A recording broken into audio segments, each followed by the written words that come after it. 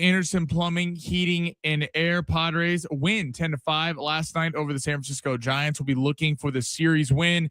Today at 12:45, Bradley Rodriguez will be going for the Pods, while Adrian Hauser will go for the Giants. The Lake Show get beat by 18 last night in game one, as well as the Pistons top the Cavs yesterday. Tonight in the NBA, we got two games, Sixers, Knicks. That game's at 4 o'clock. Joel Embiid will not be playing in the game. And Timberwolves and Spurs at 6:30. Timberwolves try to go up 2-0 on the road. Choosing the right home service company isn't just about fixing what's broken. It's about trusting who's in your home. It's like homeowners count on Anderson for friendly professional service that keeps everything running right. Visit AndersonPHA.com.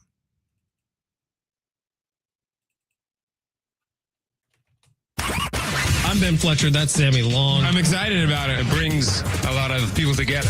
Now, live from the East Set Studios of San Diego Sports 760, we go in the zone with Fletch and Sammy. Let's get it going on a Wednesday. What's happening, everybody? Ben Fletcher, Sammy Long with you till 2 o'clock today.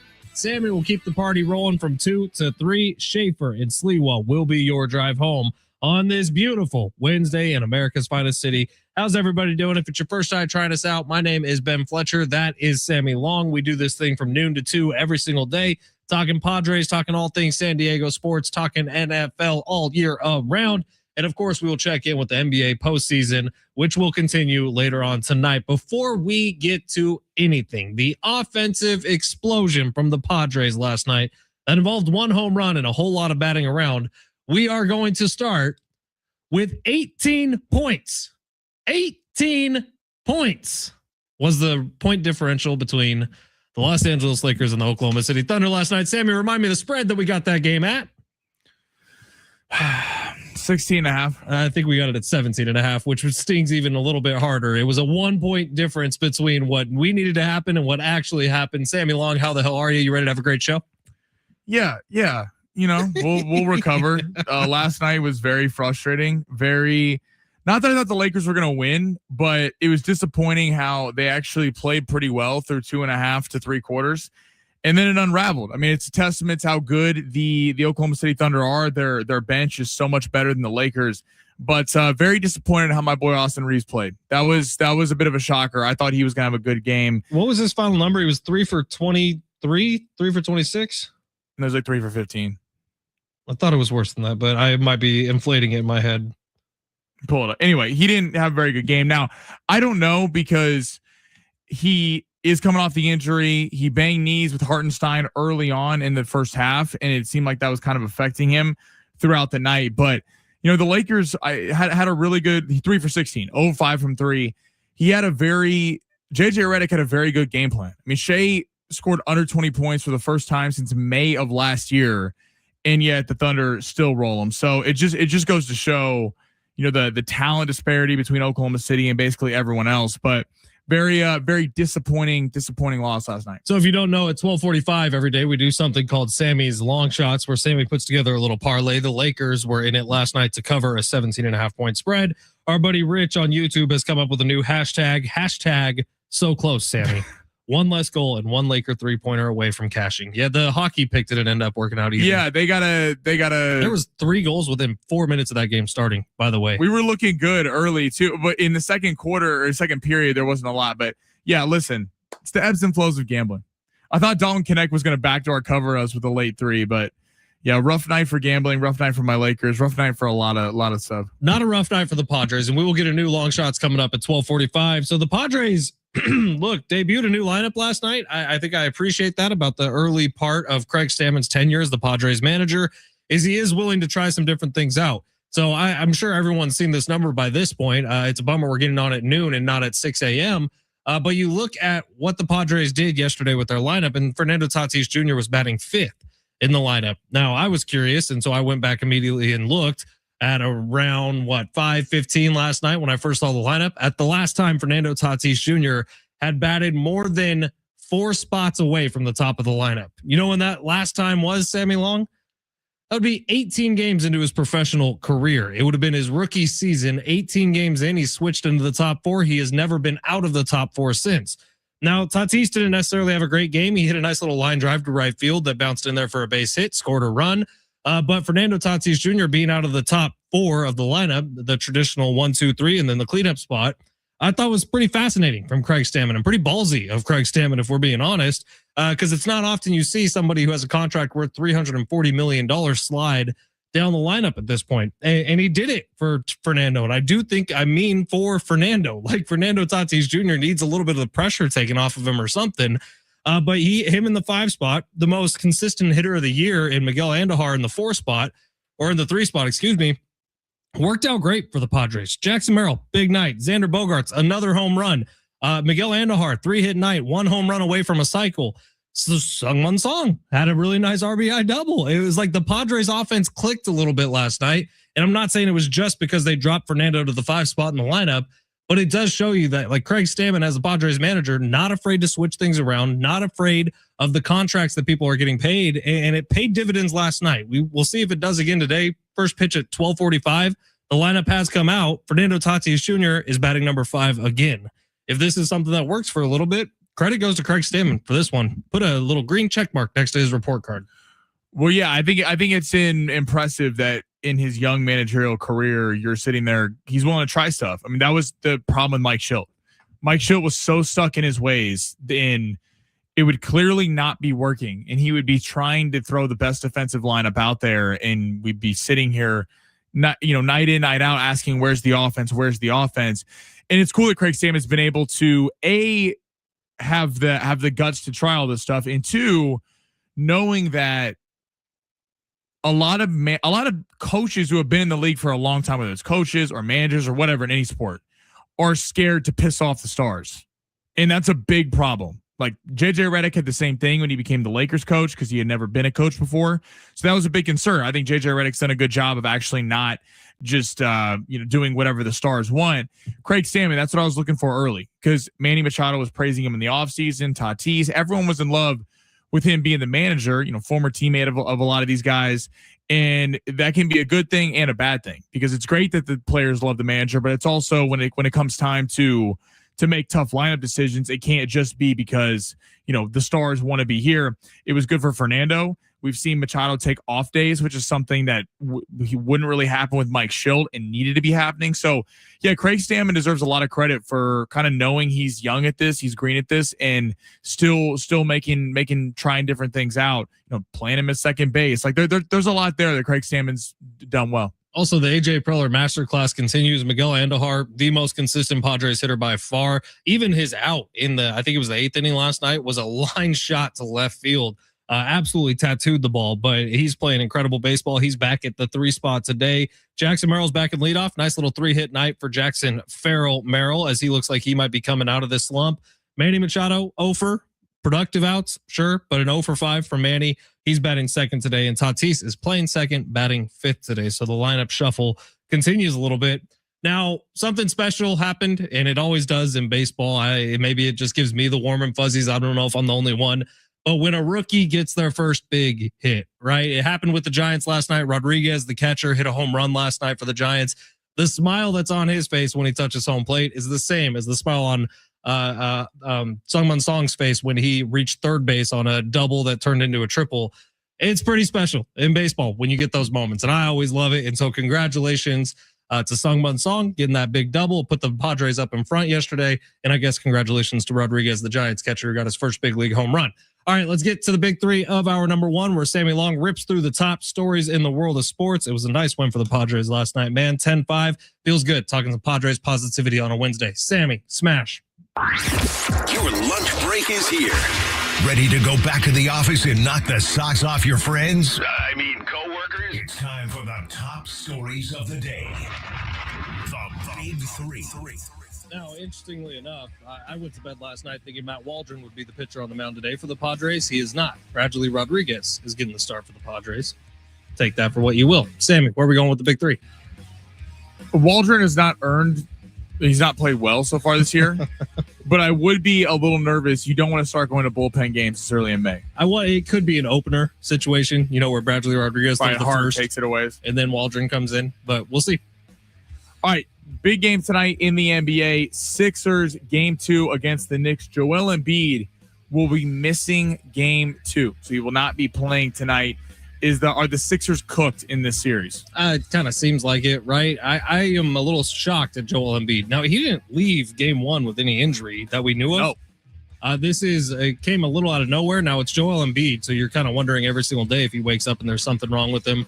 This is a bummer, though. I thought the Sixers would have some life and would have some fun against the New York Knicks, and I thought maybe they might be able to push them a little bit. I don't know what it's going to look like when whoever out of the East plays against the Spurs or the Thunder, if that's the team in the West, but it's probably going to be a bit of a bloodbath. So I was hoping that the conference finals in both these or the conferences would be fun. I kind of think it's going to be the Spurs, but maybe the Timberwolves. You're right. So I don't know what it's going to look like once OKC gets to play against the East, but it's probably not going to be pretty. So I was hoping the Eastern Conference Finals would be badass. Looks like the Sixers are going to roll over a little bit. I thought they might be the team to get there. I think on the Joel Embiid front, it's disappointing because this is a guy who is an all-time great talent. Has the size to be a franchise center, but can hit out, step out and shoot the three. He's unbelievable. I mean, he's a multiple-time MVP for a reason, but he's missing this game due to multiple injuries. Right hip soreness and right ankle sprain. Not a good look from a guy who's missed a ton of time. You finally get past Boston, and this does feel like kind of a do-or-die game for the Sixers. I don't think they're done yet, actually. I think against the Knicks, Embiid not playing, even though you want Embiid out there, could actually help them because they're able to go a little bit more 5 wide, a little bit more small ball, which can make Karl Anthony Towns go into a little bit of a no man's land and take Mitchell Robinson out of it for the Knicks. This is going to be the Maxey and BJ Edgecombe show. Can they step up? Can Paul George step up? Can Kelly Oubre step up? They've played a lot of the season without Embiid, so I'm not writing the obituary yet, but certainly a rough look for Joel Embiid, who has been heavily criticized over the years for missing time. All right, who next? All right, let's head to golf. 2-time major champion Bryson DeChambeau said Tuesday that if Live Golf dissolves, he's prepared to grow his YouTube channel and play in tournaments that want him rather than go back to the PGA Tour. Off the jump, this seems idiotic to me, but I guess Bryson DeChambeau is a huge star. He's a huge star in his own right. Ben, I know you're tapped into the YouTube golf world, so he's going to draw big headlines, but rest in peace to Bryson DeChambeau's career then. I disagree. I actually think this is probably the smart thing for Bryson DeChambeau to do. Now, I would love for him to be back on the PGA Tour competing each and every week, but there is something to remember about the PGA Tour. They don't let golfers post their own stuff. Like if there's a highlight from, say, Rory McIlroy in a Genesis Open, right, where he hits out of the bunker onto the green, it goes in. Rory can't then go clip that, put it to social media. Bryson's a big voice opposing the PGA Tour on this, saying, look, it's us. We are the ones playing. Stephon Diggs can post a video of his touchdown. We can't post a video of our golf shots. It is a little weird. And so Bryson DeChambeau is saying he wants a little more ownership over his own. That's why he went to Live Golf in the first place, along with the massive check. He wants a little more ownership over what he does. But what's more important, posting your social media clips or winning majors in events? Bryson's point of view is it's more important to grow the game of golf, and he doesn't think that the way the PGA Tour has been doing it is the right way to do it. He can also probably make more money on YouTube. I'm being completely honest. Like, his following is massive there. He's talked about this before Live Golf started going under, so I appreciate that Bryson's sticking to his guns. Look, the entire world thought Bryson DeChambeau was a douchebag when he was on the PGA Tour and the PGA Tour only.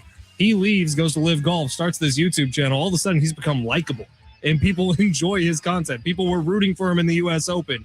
It is a different Bryson that we've gotten over the last couple of years. But he was kind of the villain on the PGA Tour, which was fun. Right. And then it added a heel to your Scotties and your Rorys. I'm telling you, like, Bryson is very rootable to me now. And if he wants to do the YouTube golf thing, I'm going to support him in that. And he still says he'll come back for the majors, but I'm okay with this personally. I mean, he can do whatever he wants. I just think that after some point, it's like some of these guys are like, Live didn't work. You guys struck out. You tried to make it happen. It didn't work. Now, you got paid. So if that's all you care about, then that's great. This feels a lot like a Ronaldo situation in Europe. Like, you could go play in the Premier League and be relevant on the national picture. You go play in the Saudi League, make hundreds of millions of dollars, which is great. It's your prerogative.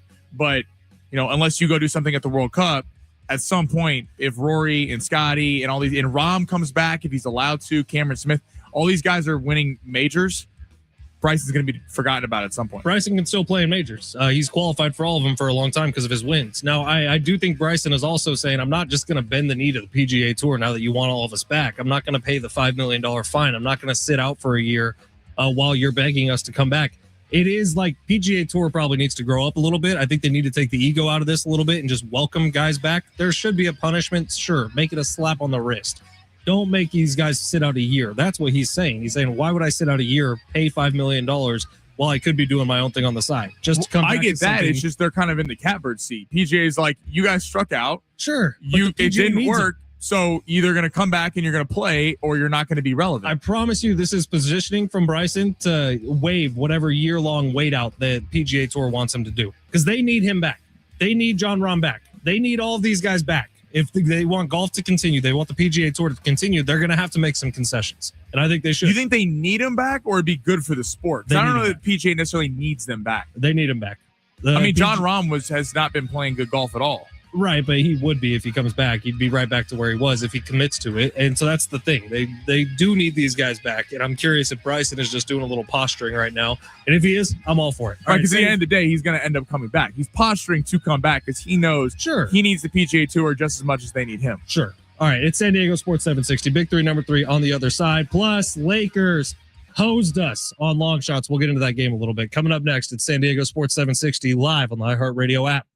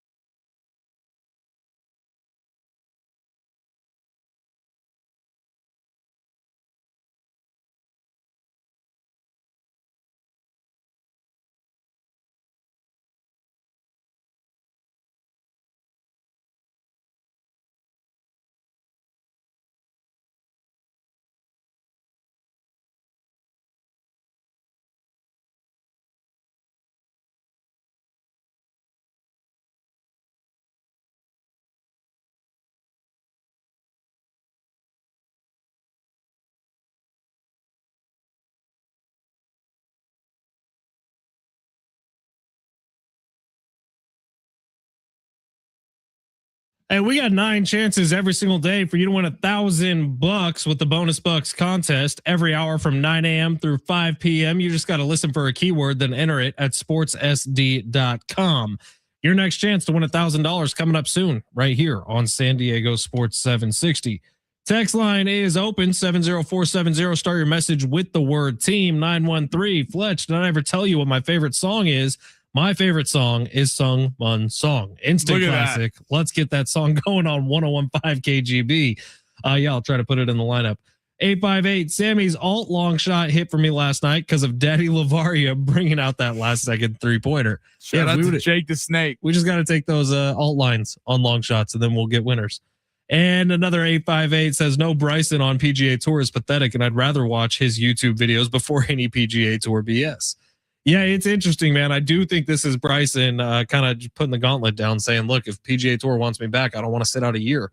And so he's going to make the YouTube videos. There's another YouTube golfer right now, Wesley Bryan, I think his name is, who he was on the PGA Tour. He was playing well. And then he did something with LIV. He wasn't in a LIV tournament, but he did like a par 3 contest or something with his YouTube channel. And the PGA Tour said suspension, banned. For him, he didn't take any money from LIV Golf.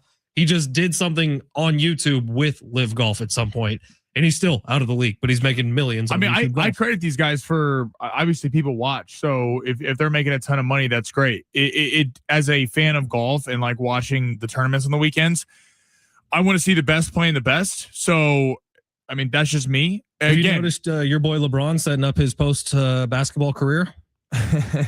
He's starting to release clips of him golfing all the time. He's getting the microphone and the video camera set up that all the best YouTube golfers have. Yeah, all the Lakers went out a couple weeks ago. LeBron's doing it on his own. It's like once a week we're getting a new LeBron video out on the golf course. That's what it took for Ben Fletcher to become a LeBron fan. Honestly, it is making me more of a LeBron fan. But him on the tee box, kind of taking you through his shot that he's going to hit, it's pretty entertaining stuff, man. So we'll see. But Bryson, I do think, is posturing right now. And we'll see if the PGA Tour bends to him or if he has to bend to the PGA Tour. One of those things is going to happen. All right. Speaking of LeBron James, speaking of the Lakers, rough night last night. It's bizarre. Actually, like Shai Gilgeous-Alexander did not have a very good game for OKC. In 18 points. OKC didn't really have that great of a basketball game. They still won by 18. Is that doom for the Lakers? Is this over? Because even on OKC's not best night, they were able to win by 18. It's kind of an interesting thought process to put behind because I'm with Sammy, man. The Lakers played well for the first 3 quarters of that game and then sort of let it up a little bit. But I just think that OKC handled business. It was never really in doubt from my point of view, even with OKC not playing that well. Well, I think the series was, I don't want to say over before it started, but the chances of the Lakers, everything has to go right for the Lakers to win. You need bad shooting nights. You need guys on the Lakers, the unsung heroes to have big nights. The OKC didn't play all that well. The Lakers played pretty perfect outside of Austin Reeves. Austin Reeves, the one point for the Lakers that could be much better. 3 of 16. He did not have a good night. He looked hurt. I mean, he was not aggressive whatsoever. He had a couple nice assists early in the game, but was not aggressive. And you could tell that OKC figured that out and were just pressuring him once he got across the half court line, knew he wasn't going to attack because so much of Austin Reeves' game is downhill attacking, getting to the basket, and being a great finisher around the rim. So he didn't have a very good game, but the Lakers came out with a great game plan, doubling Shai. They were running LeBron off double screens. That was working, getting in the paint, got Hartenstein in foul trouble a little bit earlier in the game, 2 quick fouls. So, I mean, I could see the Lakers getting a game. I do think they played well for 2 to 3 quarters. They kept, we talked about it yesterday. When you're constantly playing from down 8, 9, 10, they cut it to 6 a couple times, cut it to 4 a couple times. The game really broke open when the Jackson Hayes, charge was reversed, and then Isaiah Joe hit that 3, and it just felt like all the wind came out of their sails. It does lead to a larger conversation though about Austin Reeves because he's the one guy that has pressure in this series because the Lakers don't have a lot of pressure. No one expects anything from him, but Austin Reeves is the guy that people question.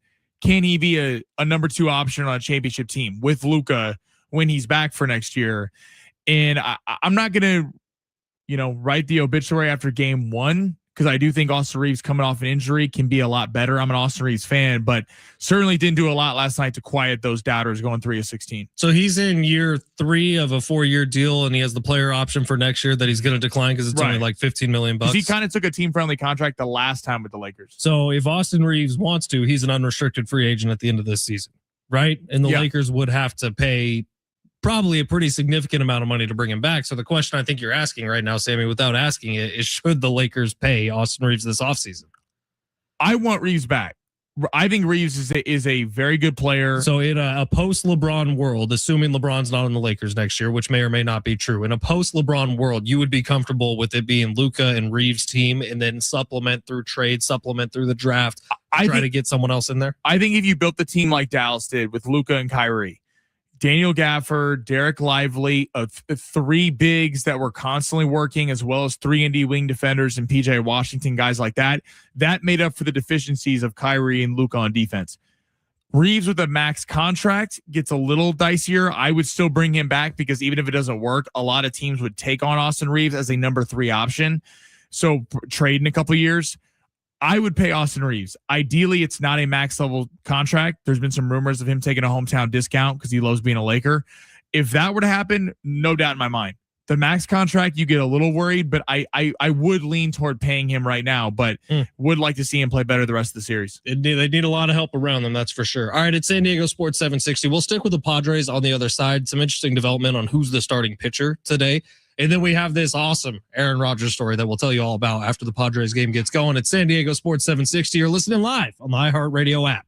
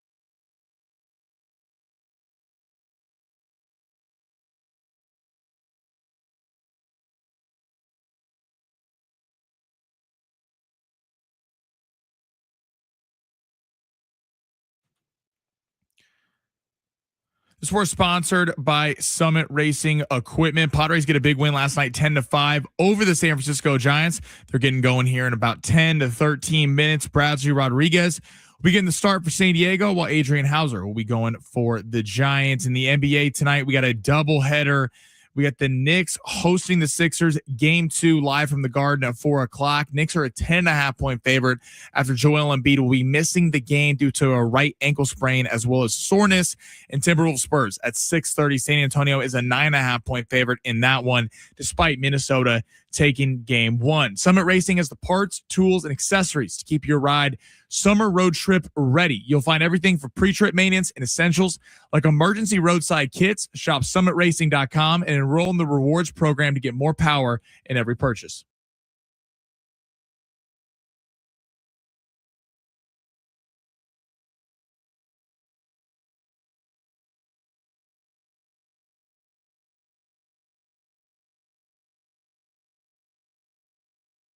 Happy Teacher Appreciation Week, everybody. Ben Fletcher, Sammy Long with you till 2. San Diego Sports 760 congratulates all of our winners in iHeartRadio's Thank a Teacher, powered by Donors Choose. There's still time for you to donate to a classroom project, and your donation will be matched by Donors Choose. Help us say thank you to the educators who are shaping our future now at iHeartRadio.com/teachers. Teacher Appreciation Week. Took my wife out to dinner last night for Teacher Appreciation Week. Who's your favorite teacher other than your wife? My mom. Other than someone who is related to you? Mrs. Wimberg, 4th grade. She hit me in the face with a eraser at one point, but I really feel like she was a big impact in my life.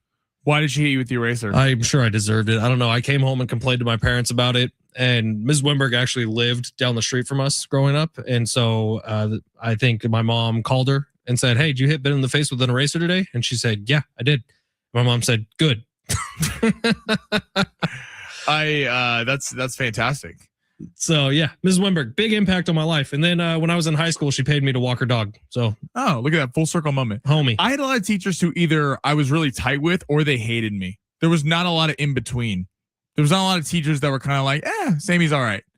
They were either like, oh, he's my favorite student, or I effing hate that kid. That makes sense. Get him out of my class. I've heard that from our listeners too. It's like they either love you, they adore you, or they want to see you decapitated, but maybe somewhere in the middle. I got to shout out Profe Musico, Spanish teacher in high school. The only person was Professor Music? No, Profe Musico. That's what I called her. Profe for professor. Sure. Last name Musico. Her last name is actually Musico. That's pretty cool. It is San Diego Sports 760. If you got a teacher, shout them out on the text line. We'll give them some love today on Teacher Appreciation Week. Our buddy Rich on YouTube said maybe Bradley is just the opener. Waldron usually shaky in the early innings, but settles in. Yeah, it does look like that's what it's going to be. So Kevin Acee put out a tweet a couple hours ago now where he said Bradley Rodriguez is going to be opening the game for the Padres. That's not right. Is that right? Yes, yeah, he is. Yeah, he's going to be he's starting the game for the Padres today. And then Matt Waldron is going to pitch as well. So I would assume this is a 1 or 2 inning start for Rodriguez. Maybe Matt Waldron comes in right after that. And look, it seems like Matt Waldron's been pitching every day game for the Padres. So we've gotten to watch the first couple innings here in studio during our show. And it hasn't gone well in the early innings. Maybe this is the trick to get him out of his head. And this is, again, I'm going to give some credit to Craig Stammen here. It's finding solutions to problems instead of running his head up against a wall over and over again. Craig Stammen has switched around the lineup. Tatis is batting 5th again today. He's playing at 2nd today with Xander Bogaerts getting the day off. So look, nothing has been steady for the Padres this year. Everything is kind of in flux while you're trying to figure things out. And that's just something that the previous administration with Mike Schilt didn't really do. And this is a big game today for it being what, May 6th. I mean, it's I agree. You don't want to lose 3 straight series. That's whack. Good teams don't do that. To the Giants. And the Giants right now are a team that is flailing, playing anybody else but the Padres. Right now they're 3-2 against Padres. So you don't want to lose two series to the Giants. I know they play them later this year, so there's time to make it up. But I think you win today. I think you kind of turn the corner on the last week and a half. Ugly series against the White Sox, ugly against the Cubs if they're starting the night, the game 1 really well, and then that Mexico City series where they split against the Diamondbacks. You got a tough Cardinal team. The Cardinal team over the weekend is a damn good baseball team. The schedule's been picking up a little bit, so this is a big game today. And to your point about Craig Stammen, I give him a lot of credit for like take swings on things, not even a punt. Like I'd much rather go Tatis batting 5th in the lineup. Okay, that didn't work. Well, at least we tried it. Versus Mike Shildt a year ago, where it was, the same lineup every day. It was no change whatsoever, and clearly the team wasn't working. It's one thing when you're, winning World Series left and right, and you're like, we're gonna roll with our group of guys when it's clearly not working, and then you're almost frustrated that the questions even posed about if you should switch up your lineup. I think Craig Stammen has done an excellent job so far of keeping the players happy, but also actually managing the team and not just doing whatever they want. I give Craig Stammen pretty high marks for his first month and a half. So far, it'd be hard for me to give him anything other than an A. The record's great. He's changing things around. It looks like guys are happy. I think Craig Stammen's doing an excellent job with this team. We'll see. That could change easily. Right now, it's a sliding scale, right? It could move quickly in a hurry. And, all right. Go ahead. And on another point, it's one thing to switch the lineup around when things are going great. Right. It's impressive that he did that. And I know we're kind of, reaching in the, in the weeds here, but the last week and a half has not been great for the Padres. So heading into last night, you switch up the lineup. I'm sure Tatis wasn't thrilled that he's batting 5th. I'm sure he wasn't like, oh, great, I'm batting 5th. I'm get paid the most on the team. I give him a lot of credit for changing things when it's not going great, because when things are going great, it's easy to tinker with things because you can point to your record. Craig Stammen has been impressive. By the way, Tatis playing second base. Did any of us think that was going to happen this year? No. But it's something new. It's something different to try to break some things out of a funk. All right, the big question facing the Padres now, and I kind of love stuff like this in the middle of the season because I do think iron sharpens iron. What do you do with Jake Cronenworth if Sungmun Song is great? And yesterday, keep him down there. I'm kind of there with you, man. Yesterday, Sungmun Song, he hits the double that gets the Padres the lead. It ends up being a triple after they kick the ball around a little bit. But then his very next at bat, it's kind of a dribbler down the first baseline. He beats it out, kind of forces the error at first base with the pitcher for the Giants and the first baseman not really knowing what to do. Gets to second on a stolen base and then ends up stealing third along with second because of an overthrow. Scores another run. Like, he is exciting, man, and that swing is fantastic. I do think he thought he hit a home run when he hit that double because he kind of pimped it a little bit. But if he's great and he spends the next week hitting, what are you supposed to do with Jake Cronenworth? Well, and look at the Yankees right now. Anthony Volpe has been a big piece of that team that went to the World Series and lost to the Dodgers. Jose Caballero, he just got sent back down because Caballero has been fantastic at shortstop and this is the Yankees, the New York Yankees, where every time you do something, it is a magnitude times 20. Like, I get Jake Cronenworth as the name, and he also has the contract. That's probably the biggest issue. Right. Well, Volpe too. Volpe has a contract too. Yeah, but the Yankees having a contract with someone is a little different than the Padres having a contract. Very good point. Very true. But if Song's playing well, I don't understand it. I mean, Jake Cronenworth, listen, everyone loves what he did against the Dodgers in 2022. That will forever be a moment in Padres history. But right now, he's been terrible this year. There's no other way to cut it. He has been a not even just a bad hitter. He has been a terrible hitter, hitting like 130 right now. So, been like an Austin Hedges type hitter. So you can't have that in your lineup. Maybe he gets right in the minors. That's the hope, and he's able to come back at this thing. With the coming up from getting better in the minors. But right, I mean, this whole it goes back to the Tatis thing. It's like this whole rigidity. Oh, well, he's the quote best player on the team. He can't hit 5th. Well, no, he can. He can't hit 5th. Like, just because Jake Cronenworth's contract's bigger than Song's, if Song's playing better, he should be getting the nod over him. So again, it's marks for Craig Stammen for not just going with the contract, not just going with the name, but going with who the best 9 guys are on a consistent daily basis. I also think for everybody out there that was hoping to see Fernando at shortstop at some point this year, today probably would have been the day to do it with Jake Cronenworth on the IL, with Xander Bogaerts getting an off day, but Sungmun Song is going to be playing. They're not going to do that on the road. I would like to see it, though, at some point. Man, you talk about where he was at his best as a Padre. It was when he was playing short. He wasn't necessarily a great shortstop, but man, he was hitting the lights out. So I would like to see it at some point. I thought today might be the day where it happens with Xander Bogaerts getting an off day, but he's played second base. But he is batting 5th, and I think that's big. It gives him a little protection, by the way. Like you say, Fernando shouldn't like hitting 5th. I'd argue he should. You're going to get better pitches to hit when you're batting 5th. It is funny how it's the exact opposite of the Dodgers. The Dodgers, Mookie Betts went from right field, where he's great at, to shortstop, where he's okay. And people he's great defensively, but people were really frustrated last year because his bat was way down. And now it's the opposite. People want in Tatis to go to short because they think his bat's going to get better than in the outfield. It's kind of like you would think that it would be harder to hit at shortstop because you're dealing with so many more things than just playing in the outfield. But I really feel like Fernando Tatis Jr. needs to spend a week doing whatever Miguel Andujar is doing right now. Because every swing Miguel Andujar puts on a ball, he's getting lift on it, and he's hitting the crap out of it too, man. He's squaring everything up. I love watching Miguel Andujar. His approach to the plate right now, it looks like the baseball is about the size of a grapefruit. Every time he hits it, he's squaring it up. I don't know what Fernando needs to do, but that's the guy you should be emulating right now. All right, quick break. Long shots on the other side. We got an awesome Aaron Rodgers story. It's an offseason, baby. It's the NFL offseason, so there's going to be Rodgers drama. We'll tell you all about that coming up at 1 o'clock, but long shots next. Can we make some money? San Diego Sports 760 live on the iHeartRadio app.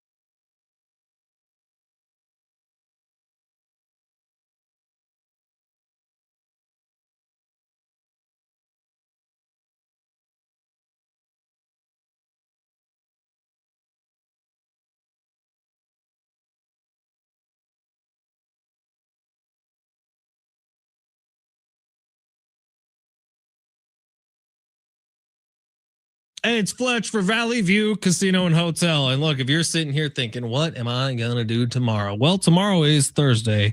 The best place in San Diego on Thursdays is the Valley View Casino and Hotel because of Thirsty Thursdays. Sip on $5 ice cold draft beers, $6 hand selected wines, and $7 refreshing cocktails at any of Valley View Casino and Hotel's restaurants and bars.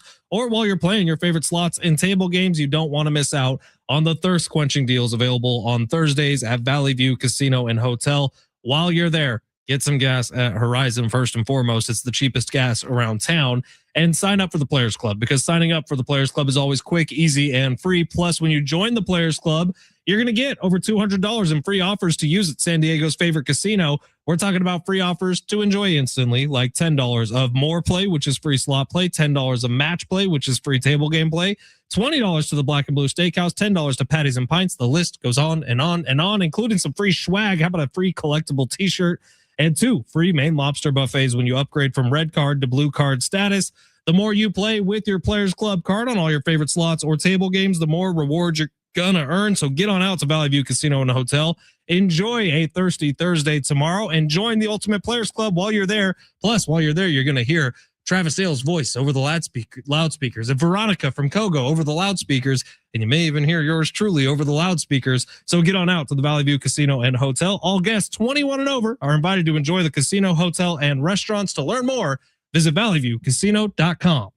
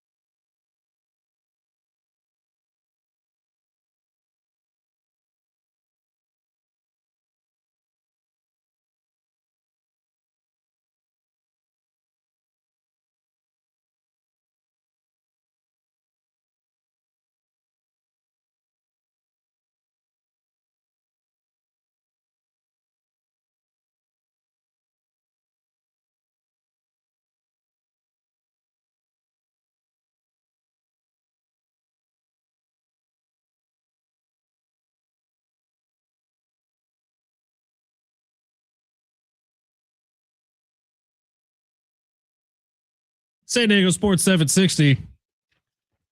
Our texter from the 913 is going to make me go broke. He tried to get me on a Fernando Tatis Jr. home run prop yesterday. He did it again today. I just placed it. We'll see if it happens today. Any thoughts on that, Sammy? I hope you hit. So do I. I wouldn't have advised that because history is the best predictor of the future. Sure. But you know what? If you, I got 5 words for you, Sammy. A dead clock's right twice a day. You know what I mean? Do you know what my 5 words are? They're my favorite 5 words in the English dictionary. What? But what I don't if give I win? But what if I win? Spoken at every Gamblers Anonymous meeting I do believe the country. But what if I win was in the Bible. And I do believe that we should get t-shirts made, but what if I win? With our faces just going like this. Ah. All right, it's San Diego Sports 760. Every day around this time, we do a little something called Long Shots, where Sammy takes a look at the vast expanse of sports that are happening the night of, and he creates a 3Z or a 4Z, sometimes a 2Z, in terms of a little bit of a parlay for us all to put in on our various apps and websites. And we can make money. Sometimes we do. We're in a little bit of a cold streak right now. You know what happens when a cold streak goes on too long? It's going to end. And it ends in a fiery ball of passion and love and incredible money falling from the sky. Sammy, smash that button. You looking for some luck? Want to win big? Gotta play big. You are so money, you don't even know it. Time to take a chance. Pay that man his money. With Long Shots. In the words of Will Ferrell, I can feel it in my plums. Today is the day. Where are we going, Sammy? Nothing quite like some Buffalo Sabres and Montreal Canadian bets. Here we go. Feeling a little patriotic. I love it. All right. Over 5.5 goals. Betting against Canada has never gone bad for this show. That's a fact. That is a fact. Yeah, because we hit Team USA money line, one of my favorite bets that Ben and I have ever concocted on this show. Men's and women's. We're like over 5.5 now. Buffalo and Montreal are two young, fun teams that get out and skate. They're fast. They play with a lot of reckless abandon. Not a lot of people expected either of them to be here, especially the Buffalo Sabres, one of the big shocks of the National Hockey League. The over-under open at 6.5. It has been dropped to 5.5 because people are kind of betting the other way. But I like the over 5.5 here. Buffalo's going to be all amped up because this is, it's the one Buffalo team that can actually win something in the postseason. Is Josh Allen going to be there? Because this is a bad bet if he is. If Josh Allen's there, then I'm feeling really bad. Take the money out.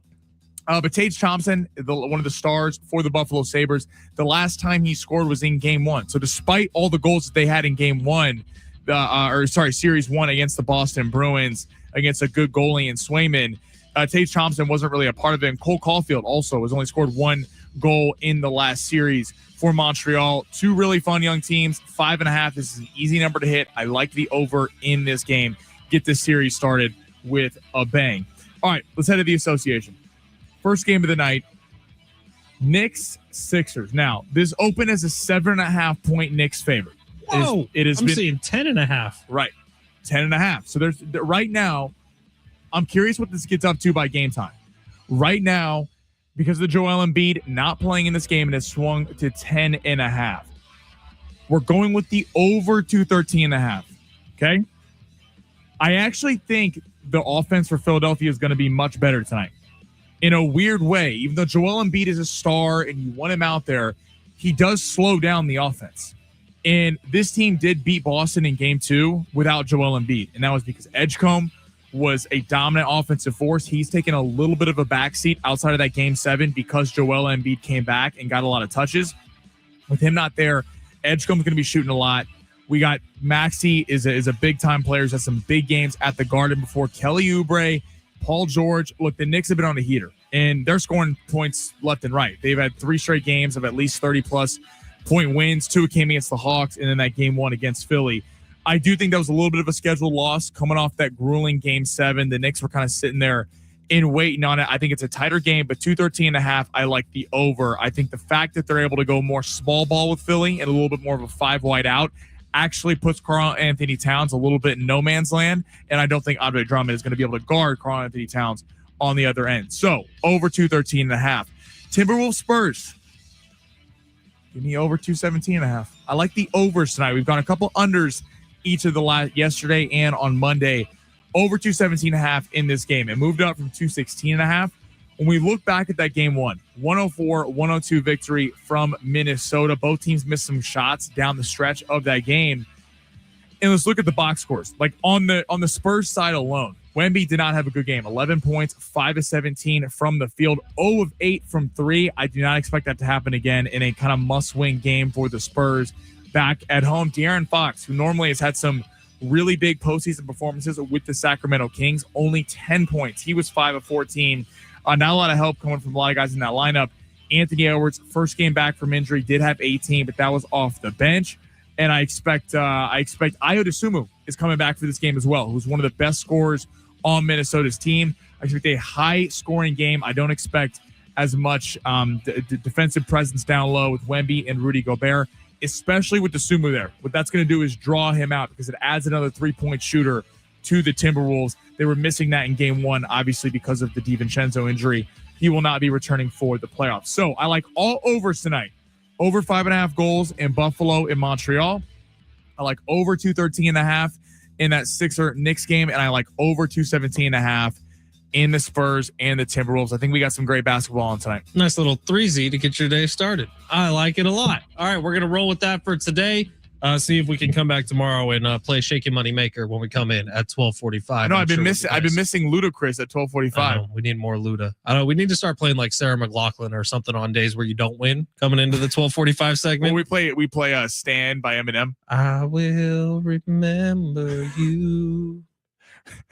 Will you remember me? That's a nice little harmony right there. Thank you. I feel like I nailed that. Sarah, call me if you ever need anything. It's San Diego Sports 760. Hour number 2 is coming up next. We got a story coming out of the NFL. Could Aaron Rodgers be finishing his career in the NFC West? We'll tell you all about it on the other side. It's San Diego Sports 760. Placing Brock Purdy. Live on Shut Up, live on the iHeartRadio app.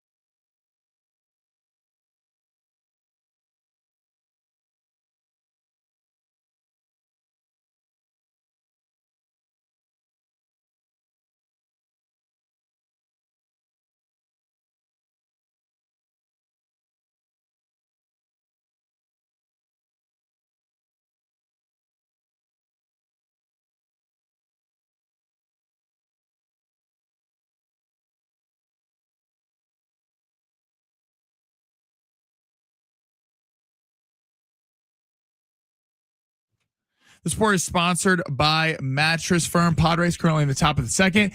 It is 0-0. They're looking to win the series after winning 10-5 last night. And breaking news out of the horse racing world, Golden Tempo, who won the Kentucky Derby, first female trainer ever, will be skipping the Preakness, will not be running. And then Persham Sharania, Joel Embiid is out for game 2 tonight as the Sixers take on the Knicks in the Garden. The Knicks are currently 10.5-point favorites. Ready to upgrade to the perfect sleep setup? Let Mattress Firm's sleep experts guide you to the perfect bed at the Memorial Day sale. Top brands, ideal comfort, score unbeatable deals on both. Mattress Firm, they make sleep easy. I'm Ben Fletcher. That's Sammy Long. I'm excited about it. It brings a lot of people together. Now, live from the East Set Studios of San Diego Sports 760, we go in the zone with Fletch and Sammy. Pop quiz. What do Margot Robbie and the New York Knicks have in common? They both got denied from Sabrina Carpenter's Met Gala after Did party. you see this? Wow. And Shocking. Madonna, by the way. Madonna was a part of the hosting the party. We got music. whoops, we got music. There we playing. go. Sabrina Carpenter and Madonna hosting Sure. an after party after the Met Gala. Well, they're besties now after their performance at Coachella, where they slayed the Like a Prayer song, Madonna song. How did they get rejected? Look, the story goes Sabrina Carpenter and Madonna were throwing a party, and there was a tight 200-person guest list. It was a strict. There were no ifs, ands, and buts about it. And a couple of the Knicks players tried to come in. They said, "Nah, Katy Perry." The party. This is per Bleacher Report and TMZ. The party is being held at Zero Bond, a members-only club located in the NoHo neighborhood of New York City. Sure. I mean, I could have gotten in because I'm a member, but nobody else. Margot Robbie, Hailey Bieber, and Katy Perry were among those who did receive access to the party. Oh, I thought it said they were nixed. No, they were allowed in. No, the New York Knicks were the only ones who were nixed. So yeah, the Knicks just came off like a 38-point win, and they were like, "Nah, not coming in." Was this a shot at Chalamet? Probably. Because Chalamet would never have this. Chalamet would get them into the Knicks. They own the city. That's like a Yankee walk. Like what? I would say it's Sabrina Carpenter, dude. She's on top of the world right now. She is like Taylor Swift now. She's going to marry an NFL player, and then all of a sudden Travis and Taylor are just going to be deep, deep history, and it's going to be Sabrina Carpenter and her new boo. You're telling me Jalen Brunson, the king of New York, walks in there, and they go, hey, no. This is invite only. Yeah, look, if you're not on the list, you're not on the list. And Sabrina Carpenter keeps it locked down. No access. Access denied. Knicks, get the hell out of here. So that is what it is. All right. And I think they'll move on. I think they'll be okay. They ended up going to party at some other club. Is there an athlete in New York that would have gotten into the party? Aaron Judge. I think Aaron Judge would have gotten in. I think Aaron Judge gets in. Does Jackson Dart get in? You know, Jackson Dart. Jay Dart? See, Cam Scatteraboo would have just ran over the bouncer. Yeah, who's going to tell Cam Scatteraboo you can't come in? Jackson Dart probably gets in. Malik Neighbors is questionable. Saquon back in the day when he was still a Giant gets in no matter what. Odell definitely probably could still get in. Odell probably was there.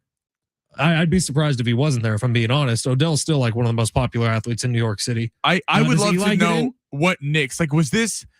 I don't know if Eli Manning gets in. Was this Tyler Kolek who decided like, hey, I'm gonna go to the party? Like, I get that. Like if it was Karl Anthony Towns, I'd be like, yeah, it makes sense. Keep him away from all this. I don't want Karl Anthony Towns at my party. Jalen Brunson walks up, goes, hey, I wanna pop in here.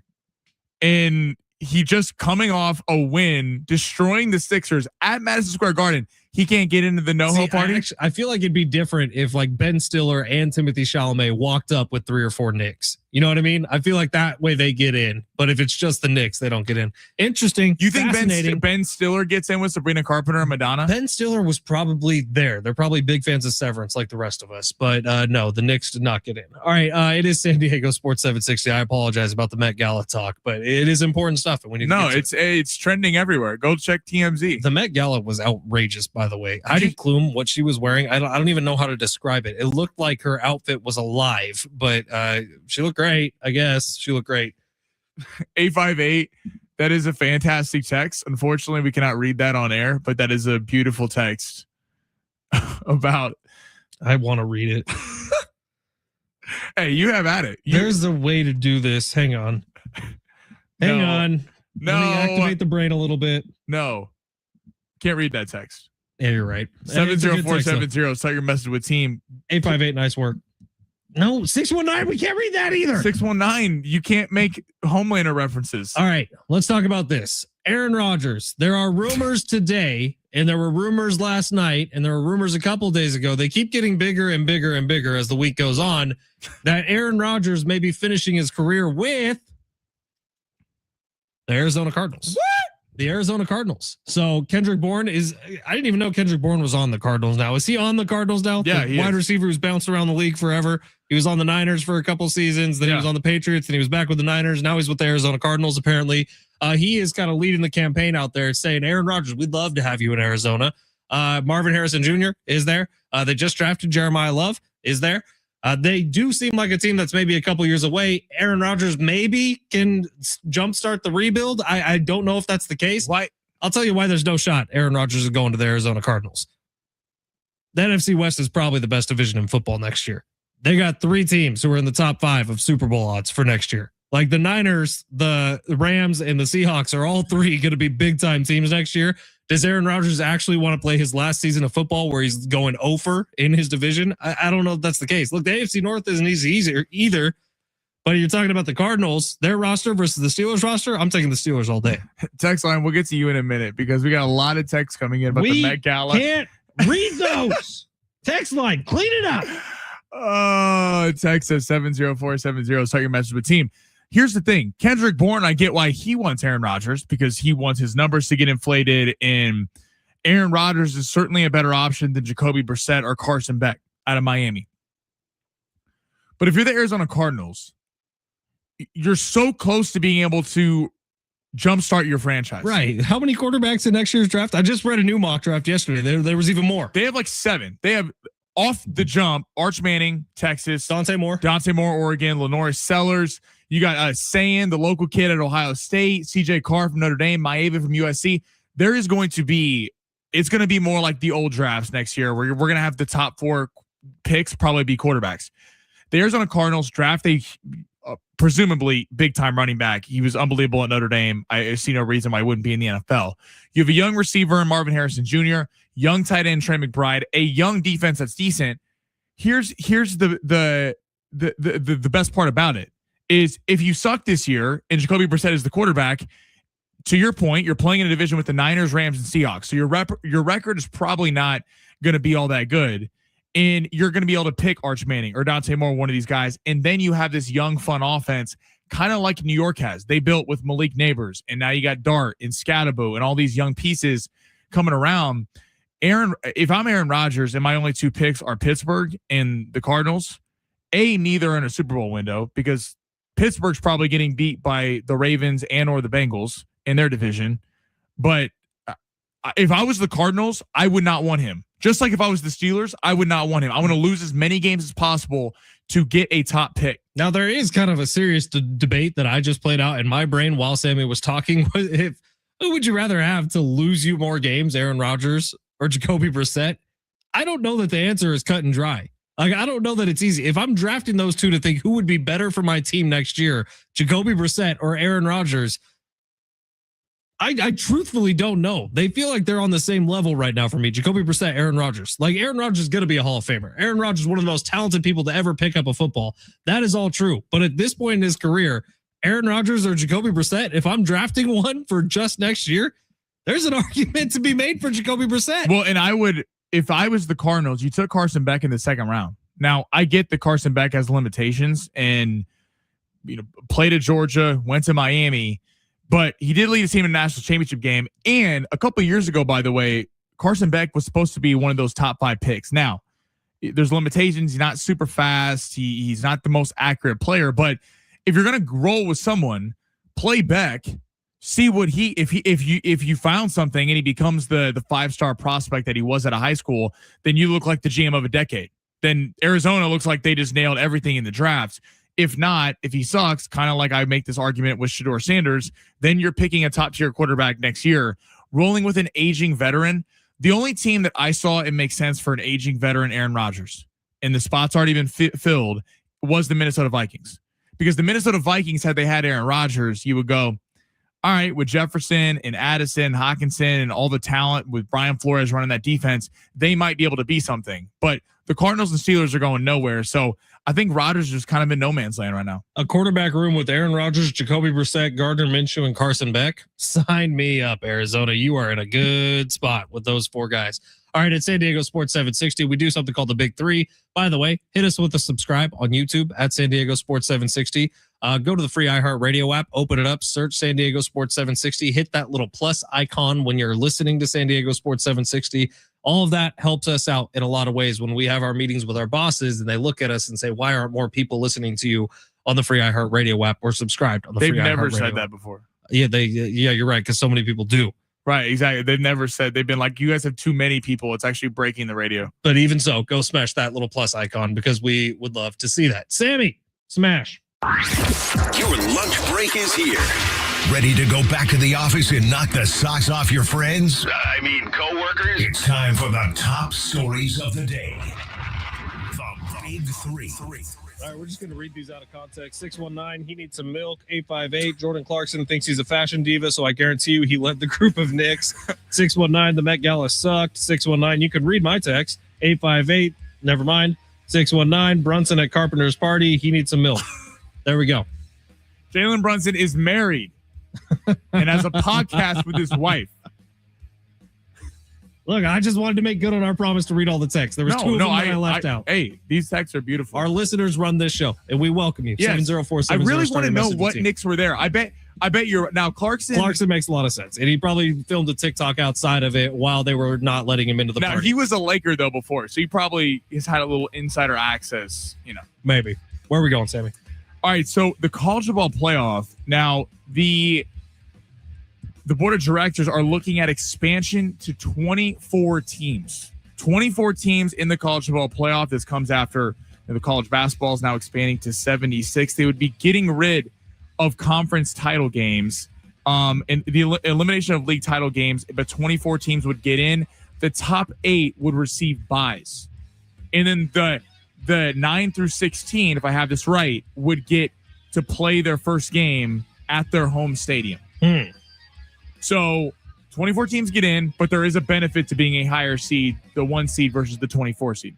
So you're talking about a 24-team bracket for college football playoff. Does that not essentially kill the bowl game? The bowl game's dead in this 100%. scenario. The bowl game you could argue is dead now.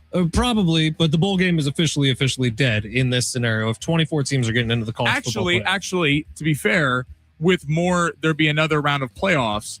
Technically, some of these bowl games. Right. So you're including bowl games as playoff the games. Cheez-It Bowl will become a playoff. Sure. And that's fine for whatever that counts for. But I'm saying the local bowl games, like the Alamo Bowl probably ceases to exist. What the Aztecs played in, the Albuquerque Bowl probably ceases to exist. The Albuquerque Bowl is definitely not making the college football playoff. And I do think that that's bad, but you can make the argument that those games are already dead. I don't hate this. Logistically, I guess it makes sense. 24 teams seems like so much. Are you taking games away from the regular season? All of this needs to be factored in. Like, I know you said conference championships are going away. That takes care of 1 game. They probably need to slice 2 or 3 games off the regular season.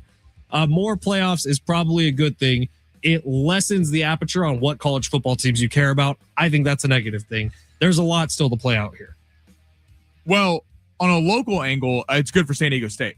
Sure, because San Diego State is going to be one of those teams that could benefit from this. If they go out and win the Pac-12, they probably get a seat at the table. And a team like playing in the Pac-12, what it's going to be, they don't have the opportunity to play in Alabama or in Ohio State because anyone in the Pac-12 is not at that level yet as a college football program.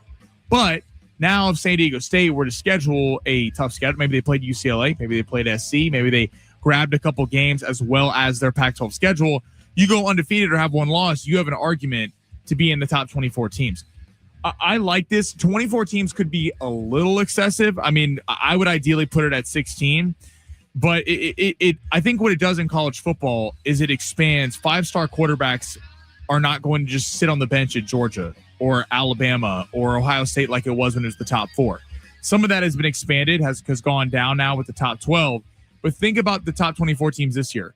You would have added Notre Dame in the field, Texas, Vanderbilt with Pavia, USC would have been in the field. You would have had a lot of extra teams being in the field at big national brands. And I think it widens the college football scope a little bit to the amount of teams that can actually win something. I think this would be really good for the sport, and I think college football expanding helps it. I don't know the same can be said for college basketball. The college basketball one is getting more interesting, by the way. Maybe we could talk about that a little bit later on the show. But some of the little caveats they've thrown into the college basketball thing, I'm actually liking it a little bit more. But Sammy, what's next? James Harden, Cavs lose by 10 points last night, 111-101. James Harden goes 6 of 15 from the field, 1 of 7 from 3. Was he at the party?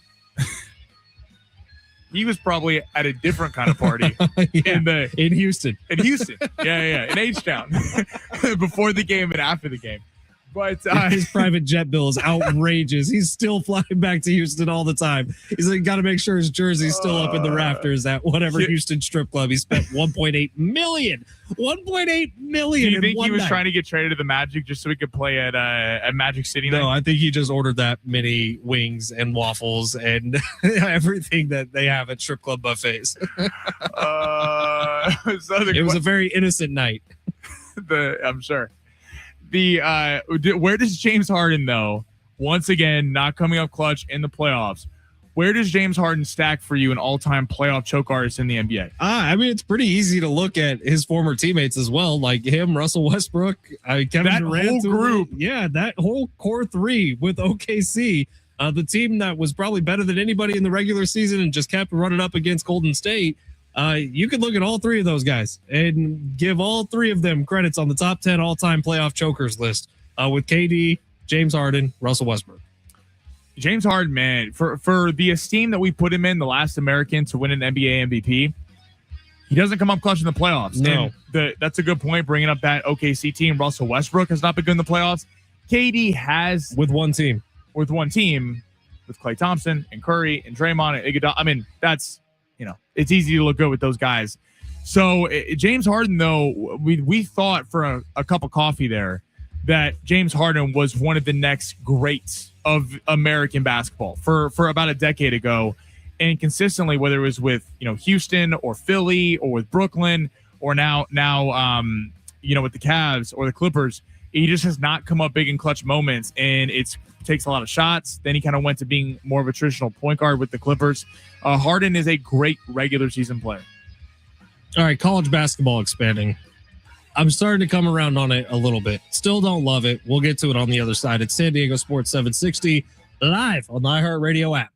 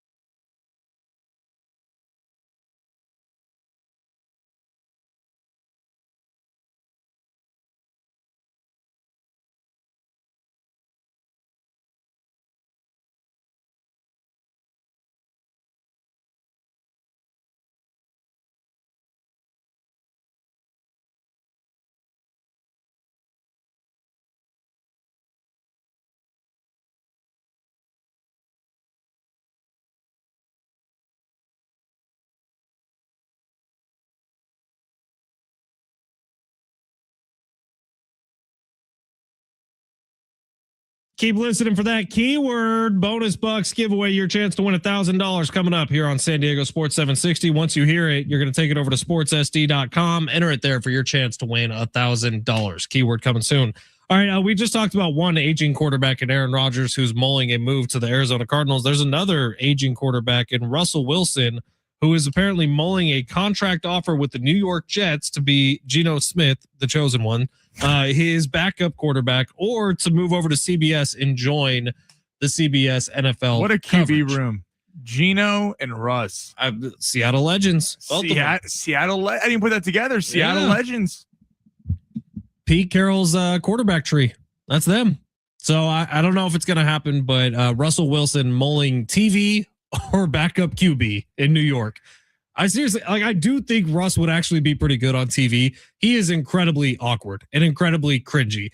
But when you hear him talk stats, when you hear him talk football, it is clear that he's a bit of a savant for one thing. He is an incredibly cerebral quarterback. I do think he would do okay if CBS propped him up a little bit. Have we ever seen a kind of career arc like Russell Wilson? Never. Because we've seen the Antonio Brown career arc where you are walking around in a gold Hall of Fame jacket and then you tank your own career. Right. But a lot of those were because of off the field issues, sure. a case of some kind. Russell Wilson went from top 5 quarterback to nothing. I was living in Seattle when they drafted him. And when they took the team to Super Bowl, the beast mode run the year before against the Saints, that city was on fire. And Russell Wilson was like the next big thing. Dude, Russ was throwing for 350 on a regular basis with 4 touchdown passes, deep ball thrower, better than anyone in football. And he was beloved. Like, he was a beloved player. And then it is funny after he goes to Denver, Baldwin comes out, doesn't like him. Richard Sherman, Marshawn says some stuff. Pete Carroll was kind of, Pete's never going to ruffle too many feathers, but wasn't have the most glowing remarks. Yeah. Pete Carroll, not one to ruffle feathers. What? What's wrong with Pete Carroll? Him and Jim Harbaugh, they hate each other. I guess that's true. That's like a 3-decade feud at this point. But Pete usually says the right thing at the press. Sure. Yeah, especially about players. But Russell Wilson, it's crazy because it's one thing to have a drop in play, right? But to go from kind of a cool guy, married to Sierra, number 1 quarterback in your league for a decade in the NFC West, to go to Denver, release one Subway commercial, which was the most cringy thing anyone's ever seen, and then also suck at football, and then also have rumors come out about how you want a cubicle, about how you want all this special treatment from the Denver Broncos. It was just a year of weird for Russell Wilson, and that corresponded with his decline in play. I also wonder if people look at Russell Wilson as for other quarterbacks today, because Russell Wilson was one of the first few guys. He was in that class with RG3. Where Russell Wilson uses legs. He was one of the quarterbacks that he would pick up first downs when the NFL started changing to where running quarterbacks started becoming a much bigger factor of the NFL. He was kind of on the forefront of that. And I know what you're saying about. Goodness gracious. And text line. Whoa. But Russell Wilson, you saw what happened when the running ability went away. After a couple injuries and he became a pure pocket passer, he was never the same guy. Whether that was with the Giants or with Denver or at the end of Seattle. And you wonder how that impacts Lamar moving forward. A guy like, maybe Jackson Dart at one point, Jaden Daniels, Bo Nix to an extent, like some quarterbacks that heavily Josh Allen Josh Allen was better than Allen ever was, or than Russ ever was. But you wonder how this impacts them later on in their careers, because Russell Wilson was a prime example of when the legs go, not the same quarterback. Guys who spend so much time on their legs, Jalen Hurts, you wonder if teams take that into account on their second and third deals. Also, what an elite move by Seattle's front office, moving on from him when they did, bringing in Geno Smith to be. And everyone killed it. They were like, what? You're trading Russell Wilson? But they move on from him when they did. Denver pays him the outrageous amount of money that he was looking for. They bring in Geno Smith as a bridge. They completely skipped the rebuild. Like, they knew even with Russ, they weren't going to win a Super Bowl based on the roster they had around him. It was a bunch of aging veterans. The Legion of Boom was dead and gone. They knew that they were in for an era of suck unless they did something dramatic. They moved their quarterback out. They hit on a bunch of draft picks. They make some smart trades. Seattle Seahawks just won the Super Bowl. That front office, as much as I hate to admit it, the Seahawks are maybe my least favorite organization in sports, made genius moves at genius times. including moving on from a Hall of Fame head coach and moving on from, at that time, a potential Hall of Fame quarterback a year too early rather than. Is your most hated player Richard Sherman? Well, Richard Sherman's weird to me because he finished his career with the Niners. Oh yeah, he does a freaking Niners podcast now, and every time I see it, I'm like, well, why is this guy talking about our team? It is bizarre to me, the Richard Sherman thing, and I don't necessarily know how to feel about it. But yes, him wagging the finger in Michael Crabtree's face, him completely owning the Niners for about 6 years. I can't stand Richard Sherman. And then getting cooked by Watkins on the sideline. And then he's at the Niners, and he kind of sucks as a cornerback. It was like he was still haunting us. All right, it's San Diego Sports 760. Meant to talk about college basketball now, but we got some breaking NFL news, which on this show, between these 2 hours, means something. So we'll go back to college basketball coming up next. It's San Diego Sports 760. You're listening live on the iHeartRadio app.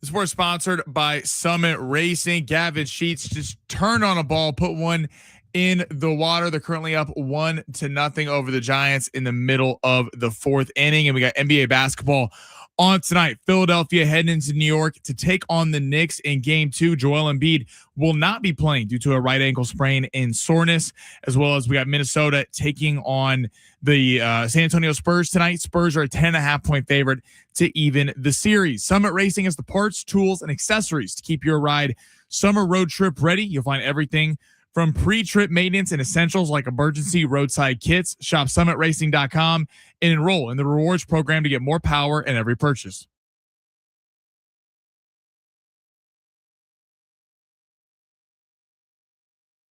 San Diego Sports 760, Ben Fletcher, Sammy Long with you till 2. Sammy's going to keep the party rolling till 3. Schaefer and Sliwa will be your drive home. Got this text from the 760. We were talking about James Harden. James Harden spending habits at certain establishments in Houston. 760 says the most I've spent at one of those certain establishments was about $650 in 2 hours. Congrats, 760. That's some big money problems. Good for you. 650. Hopefully you had fun. I'm sure you did. I bet you did have fun. Had a great time. I bet you had a great time. All right, $650. You better have had a good time. Was it worth it? 760. That's what I want to know. Or did you wake up the next morning? I mean, it's got read on the radio. He's got a memory that will never leave him. Did you wake up the next morning, 760, and be like, did I actually just spend $650 last night? That's what I'd be asking. Like, where else could you have put that $650? Yeah, but you put it in a Roth IRA. In an IRA? And bro? you don't have the memories. By the way, the IRA is looking pretty good these days. Something good is happening somewhere. I don't know. All right, San Diego Sports 760. Ben Fletcher, Sammy Long with you till 2 o'clock. Now, when we first talked about the NCAA tournament expanding from 68 teams to 76 teams, it wasn't super clear how that expansion was going to happen. So you remember we got that text that day saying, oh my God, you're going to get 1 versus 19 teams. Like that's going to be a disaster. Probably, yes, that would have been a disaster. In the days following it, it wasn't huge news, but it did get clarified a little bit of what the expansion would actually look like. And it essentially, and we haven't talked about this yet, but essentially it's expanding the play-in tournament from the normal. The first four. So expanding the first 4 to the first 12. So I it's like going to be that. the first 12 games. It's almost going to be like a separate bracket. So instead of having, like, there's still going to be 1 through 16 for the actual March Madness tournament, but the first 12 is going to be the play-in bracket. And so there will be more, like, you know how on your bracket before you get it, there's like question marks on certain boxes because you don't know who's coming out of the first 4. Well, now it's just going to be, there's more question marks when we first get the bracket and more teams have a chance to fight their way in, which I like more. I like it less than if they left the bracket alone, but I like it more than what we initially thought it was going to be, where you're actually expanding the field of 64. Right. I still don't like that they're expanding because I think it dilutes some of the college basketball regular season. But in terms of that, well, I think what it's going to lead to is more of these conference champions out of the Big West might end up in this round of 12 beforehand. Right. If you win some scrub conference, Miami of Ohio is the perfect descriptor to me. Like they belong in the tournament. My thing, like so let's take San Diego State last year. San Diego State, New Mexico, Auburn. They would absolutely. Those 3 teams would have made it into this first 12. But I also like, we're obviously all San Diego State fans. I went to the school. I want them to do well. But if we're going off resumes, I like that they would have to play another game. Because there is something to, if you're not in the top, 68 or in the, top, 32 of at-large, whatever it is, or 48. I mean, I like that then you have to play another game. Now, it's funny. We've seen teams like Texas that have played in the first 4 last year, end up getting to the first weekend. UCLA was the famous one where they were the 11th seed, Johnny Juzang and Jaquez, and they went all the way to the Final 4 and lost to Gonzaga. I like that you have to play another game so you don't get just rewarded for – you get rewarded for being in, but it still is tougher if you don't play a great regular season. The more conversations I've had about this with more people, I am actually starting to come around on it a little bit. I think it could make a little bit more fun. But we'll see. No one's going to know how this looks until it actually happens. It does look like it's going to happen this year, by the way. Like it's basically all but done. They need to sign some paperwork, cross some T's, dot some I's, and this is going to be happening next year. So you look at the situation that San Diego State is in next year. Well, it's the new Pac-12, right? Which actually is a pretty badass basketball conference. San Diego State, Gonzaga, Boise State, who's been good several years in a row now. Like it's going to be a very good basketball conference. There is a chance that in year 1 of the Pac-12, you're talking about 4 teams getting in because of this expansion. maybe two teams who would be in the tournament no matter what. One, whoever wins the Pac-12 next year, Gonzaga, San Diego State, Boise State, whoever it is, who wins the Pac-12 next year. And then probably two other teams who might not have gotten in on a normal year will get in this year because of this. That's what I wonder if they're going to do. If they're going to try to, where the 16 seeds now. Well, it's still all based on net rankings, which is pretty unilateral across the board. It's the teams from the Sun Belt conference get treated similarly to the teams in the SEC. It's just based on who you've played and your who you've played against, strength of schedule, offensive, defensive efficiency, all gets packed into it. What college basketball is telling us is the last 2 years of a lack of upsets they think is going to continue. Right. That's why this is happening, because they're going, listen, the only way that we're going to get upsets is if, right, San Diego State, Auburn, and New Mexico all missed the cut. San Diego State, Auburn, and New Mexico were better than a fourth of the teams in the field, or even more. You put any of them up against Miami of Ohio, who went 30-1, they win. Right. So they're trying to get more established programs in the tournaments. Even though San Diego State didn't play well when they stepped up in competition, that still is a team last year that was full of guys that have NBA potential or guys that ended up getting deals elsewhere, you know, in your Miles Birds, your Magoon Guas, your guys like that, Reese Dixon Waters. So I do think we're going to start seeing less upsets. Maybe this counteracts it, where you're getting not the quote Cinderella runs of no-name schools that no one's ever heard of going on these crazy runs, but you're getting your, you know, lower tier SEC teams, Pac-12, middle of the Pac-12 teams beating a top 10 Big Ten team. That's more plausible than some Big Sky team rolling into the tournament and knocking off, you know, Michigan or Duke or a school like that. So I like that better. I still don't think overall the expansion, I don't think it'll hurt the tournament. The tournament will still be great. You're still going to get the 64 team tournament that begins on the Thursday and then ends on a Monday a few weeks later. And I think that's still going to happen. And I think it will add even more buzz in the first four. It may, and it gives CBS another week and a half to sell. I don't think it's going to hurt the month of March. No, my problem with the expansion of the tournament is college basketball for a lot of schools. Now, San Diego State's a little bit different because they've been on the cut line for a lot of these years. But a lot of schools like Duke know they're making the tournament. It's about where they're going to be seated. So unless you're a college basketball nerd and are worried about seed lines, it can kind of be a little like, yeah, I'll tune into this in February or March. All right. Our buddy Rich on YouTube says, aren't the conference championships technically already play-ins? If you win your conference tournament, you get an auto bid. Yeah, see, Rich, that's what I'm worried about might be going away. So the winner of the Sun Belt may not in this new era, because we don't technically know how they're going to divvy everything up. The winner of the Sun Belt, the winner of the Big West, they may say, well, now that there's more seats at the table, we're going to slot them into this the first 12. They get in the first 12. Right. So if they change that, I'm less in on it, but it could be happening. Who knows? Because I do think that college basketball and college football are translating more to we're worried about the Power Four, and we want them to be on the main stage of everything, and we don't care as much about the other. Because at the end of the day, they draw the money. Right. Like everyone, it's fun when you see an upset Cinderella run, but it will theoretically create more upsets in the first weekend. At least more opportunity for upsets. And our buddy Rich also said, Gavin Freak in the sheets, let's go.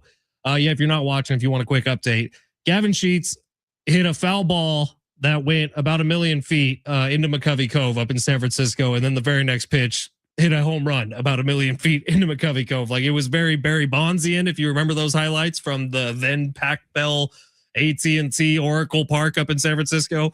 It looked Gavin Sheets with that lefty swing on a high type fastball. It looked like a Barry Bonds style home run. So good for Gavin Sheets. You get killed up in the Bay comparing Gavin Sheets to Barry Bonds. Come at me, Bay Area. I think I win that fight with most of your residents. All right, it's San Diego Sports 760. Ben Fletcher, Sammy Long. We are going to wrap this thing up on the other side. Plus, get you ready for Going Long with Sammy. Big hour coming up next. Schaefer and Sleewell will be your drive home from 3 to 6. San Diego Sports 760. You're listening live on the iHeartRadio app.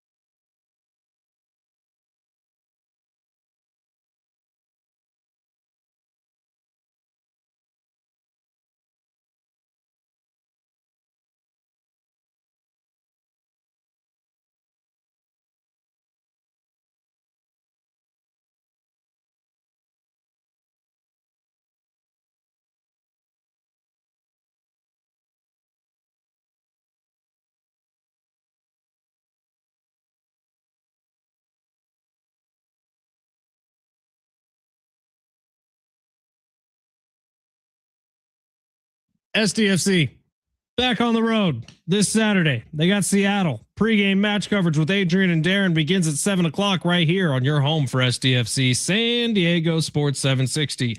The Seattle Sounders. In fact, Sammy and I went to the game last year at Snapdragon Stadium.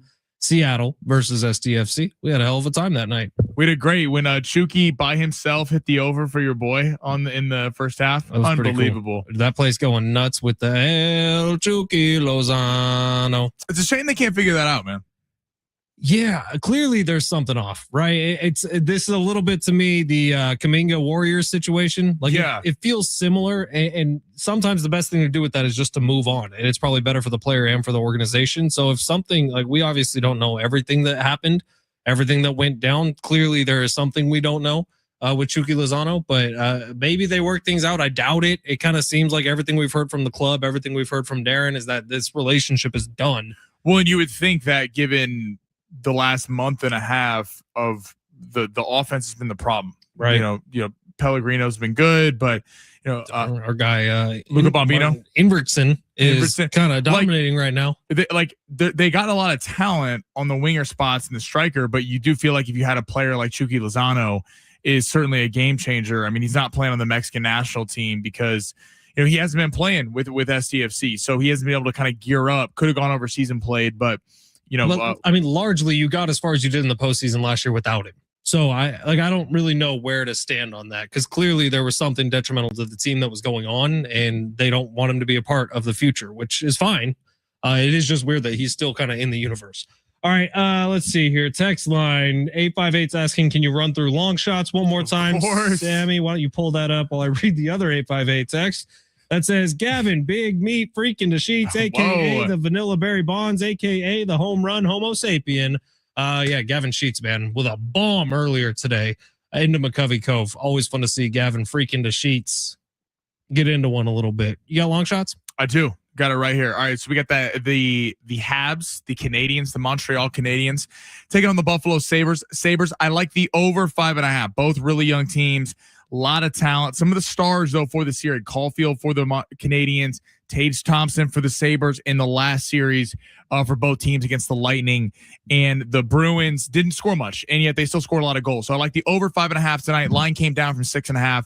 Over 5.5. I like the over 213.5 in the Sixers and the Knicks. I know Embiid's not playing. I actually think that strengthens the Sixers a little bit, and they're able to go a little bit more small ball, get Edgecombe more shots. I don't know why they don't give him more shots. He's one of the best players in the team just because he's a rookie. He's come up big in big playoff spots so far this year. He needs to take a lot of shots tonight alongside Maxey. I like the over there. I also like the over. I got it at 216.5. It's now up to 217.5 of the Spurs and the Timberwolves. Ayo Dosunmu back tonight for Minnesota. Anthony Edwards still working his way back from injury, and I don't think Wemby and De'Aaron Fox play as bad as they did in Game 1. So I like 3 overs tonight. I like it a lot. I really do. Now, I will say, if we're talking about Stanley Cup playoffs, if you're like me and you don't really follow hockey all that closely during the regular season, do yourself a favor and turn on some hockey tonight. It's fantastic. You want to see people working their ass off. You want to see a team all pulling in one direction, working as hard as they possibly can. Like the Buffalo game tonight's a perfect example. It's America versus Canada. It's great. You can get behind Buffalo tonight. So if you're looking for something to root for here, Padres are playing in the middle of the day today, and you're not knowing what to do tonight because the Sixers have already given up on their series, and you're like, what am I going to watch? Turn on some Buffalo Montreal. I promise you are going to see people working their asses off to try to get a win. Hockey's a fun sport, man, especially this time of year. A lot of people will tell you it's the best playoff in sport, and it's hard to disagree. Like, if you're into hockey, the way that these guys work, it makes it so much fun. Well, it's also comparable to Major League Baseball playoffs in that the more talented team doesn't always win. Right. That doesn't always happen in the NBA, doesn't always happen in the NFL, but especially in the NBA. Now, this year's kind of an outlier because we've seen some big upsets, mainly the Sixers taking down the Celtics, some series like that. But typically over 7 games, the better team is likely going to win. Now, if an injury happens, it obviously changes things. But outside the Lakers beating the Rockets and the Sixers beating the Celtics, a lot of chalk happened in the playoffs. Hockey's fun because just like the Diamondbacks a few years ago were a perfect example. Zach Gallen and Merrill Kelly got on absolute heaters and became 2 of the best pitchers in baseball. And although the Diamondbacks weren't the most talented team, ran through the Dodgers, ran through the Phillies, and then got waxed by the Rangers. Hockey's like that. If you have a hot goaltender, you can make up for a lot of deficiencies in a lot of ways. So the first round is very exciting because like the President's Trophies for the best record, the most points in hockey, and historically, that's the Avalanche this year. They don't win the cup. I can't believe we almost forgot to do this. We have like 3 minutes left on the show, and we forgot to get to one of the most important stories in all of sports today, Sammy. What are we doing? What did we forget? Like you're kind of fired for this one, honestly, bro. We got life-saving news out of the NFL. Oh, yes. The referees and the NFL have come to an agreement. We will not have scabs to start the 2026 NFL season. We are not going to go through multiple weeks where you have awful officiating, ruining games, ruining playoff hopes, literally. The actual NFL officials will be ready to go for week one. They're putting the finishing touches on the existing CBA between the NFL and the NFL Referees Association and the Players Association. There is a new collective bargaining agreement that will be signed by May 31st. Good. This was getting ridiculous. Let's get this resolved. We didn't need a group of 6 gentlemen in a booth in New York watching over every call that every ref made, making sure the right ones get called. We didn't need a recap of the Packers and the Seahawks from Monday Night Football in 2012. Crazy game. Touchdown took it away. I mean, yeah, this where you had one guy with his hand straight up in the air, the other guy signaling incomplete at the exact same time. Yeah, this is good. Like I know officials get a lot of crap in every sport, and NFL officials get a lot of crap. I promise you, the ones who are part of the association are much better than the ones who they would be bringing in to replace them.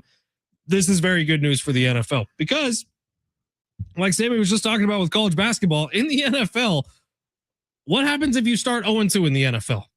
Your chances of making the playoffs go to about 19%. Thank you. Like it really is from week one. That pedal is to the metal, man. And if you have anything that's messing up that isn't involving the 22 guys who are on the field at a time, like the refs, the best thing you could say about them is when you don't even notice they're there in a game. And if that's the case, like you would notice the scabs, I promise you. And so having the actual NFL officials there, very big news for the NFL. Very excited they got this done.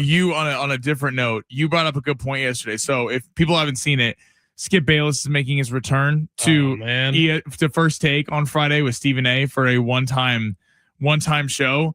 And I was telling Ben, I was like, are you going to be watching? And he's like, there's guarantee you going to be some Cowboys news that break tomorrow, probably about the 3 o'clock hour, 4 o'clock hour, that will be rolling into First Take in the morning. Because we know Jerry Jones loves himself some media. So what day it's happening on Friday? Friday morning. So Friday morning, all of a sudden, ESPN and Skip, Stephen A and Skip have mended fences and everything's hunky dory. He's coming back for a one-time only event, bringing sports radio listeners back, bringing sports TV watchers back. I promise you, Jerry knows about this. I promise you, there's going to, I don't know if it's going to be George Pickens or if it's Dak Prescott drama. Something's going to happen. Something with the Cowboys is happening between today and tomorrow to where that's why Skip Bayless will be on ESPN. All right, Sammy, what do you got coming up in the next hour? We're going to get a little bit into, I'm going to take my lumps for the Lakers, a little NBA playoffs. We'll keep updated on the Padre game. And then I'll get a little bit more in this college basketball, college football expanding and whether it's better for both sports. And can Fernando Tatis Jr. please hit a home run today? Because I would be rich if he does. All right, it's San Diego Sports 760. I will see you tomorrow. Sammy will see you coming up next. Your drive home is Schaefer and Sliwa. Have a lot of fun over the next 5 or 6 hours at San Diego Sports 760. Thank you for being here live on the iHeartRadio app.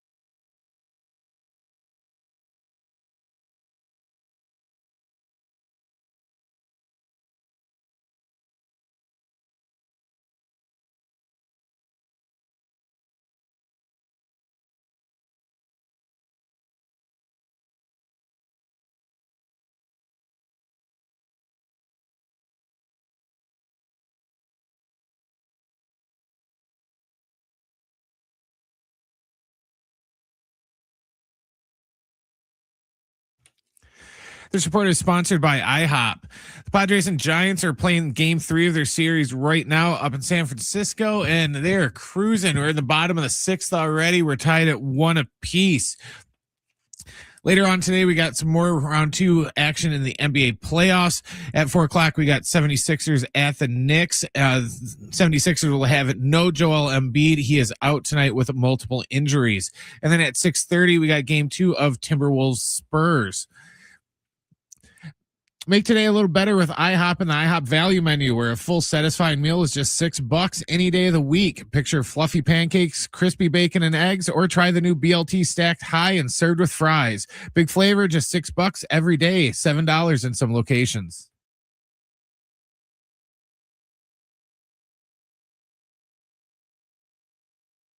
Going long with Sammy. That's going to be hot. In depth on the story of the day. Plus, it's warm in the hot seat.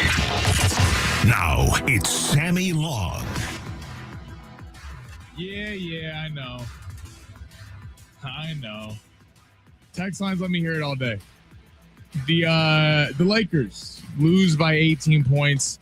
We're going to get to that in a second. Keep you updated on the Padre game, 1-1 right now.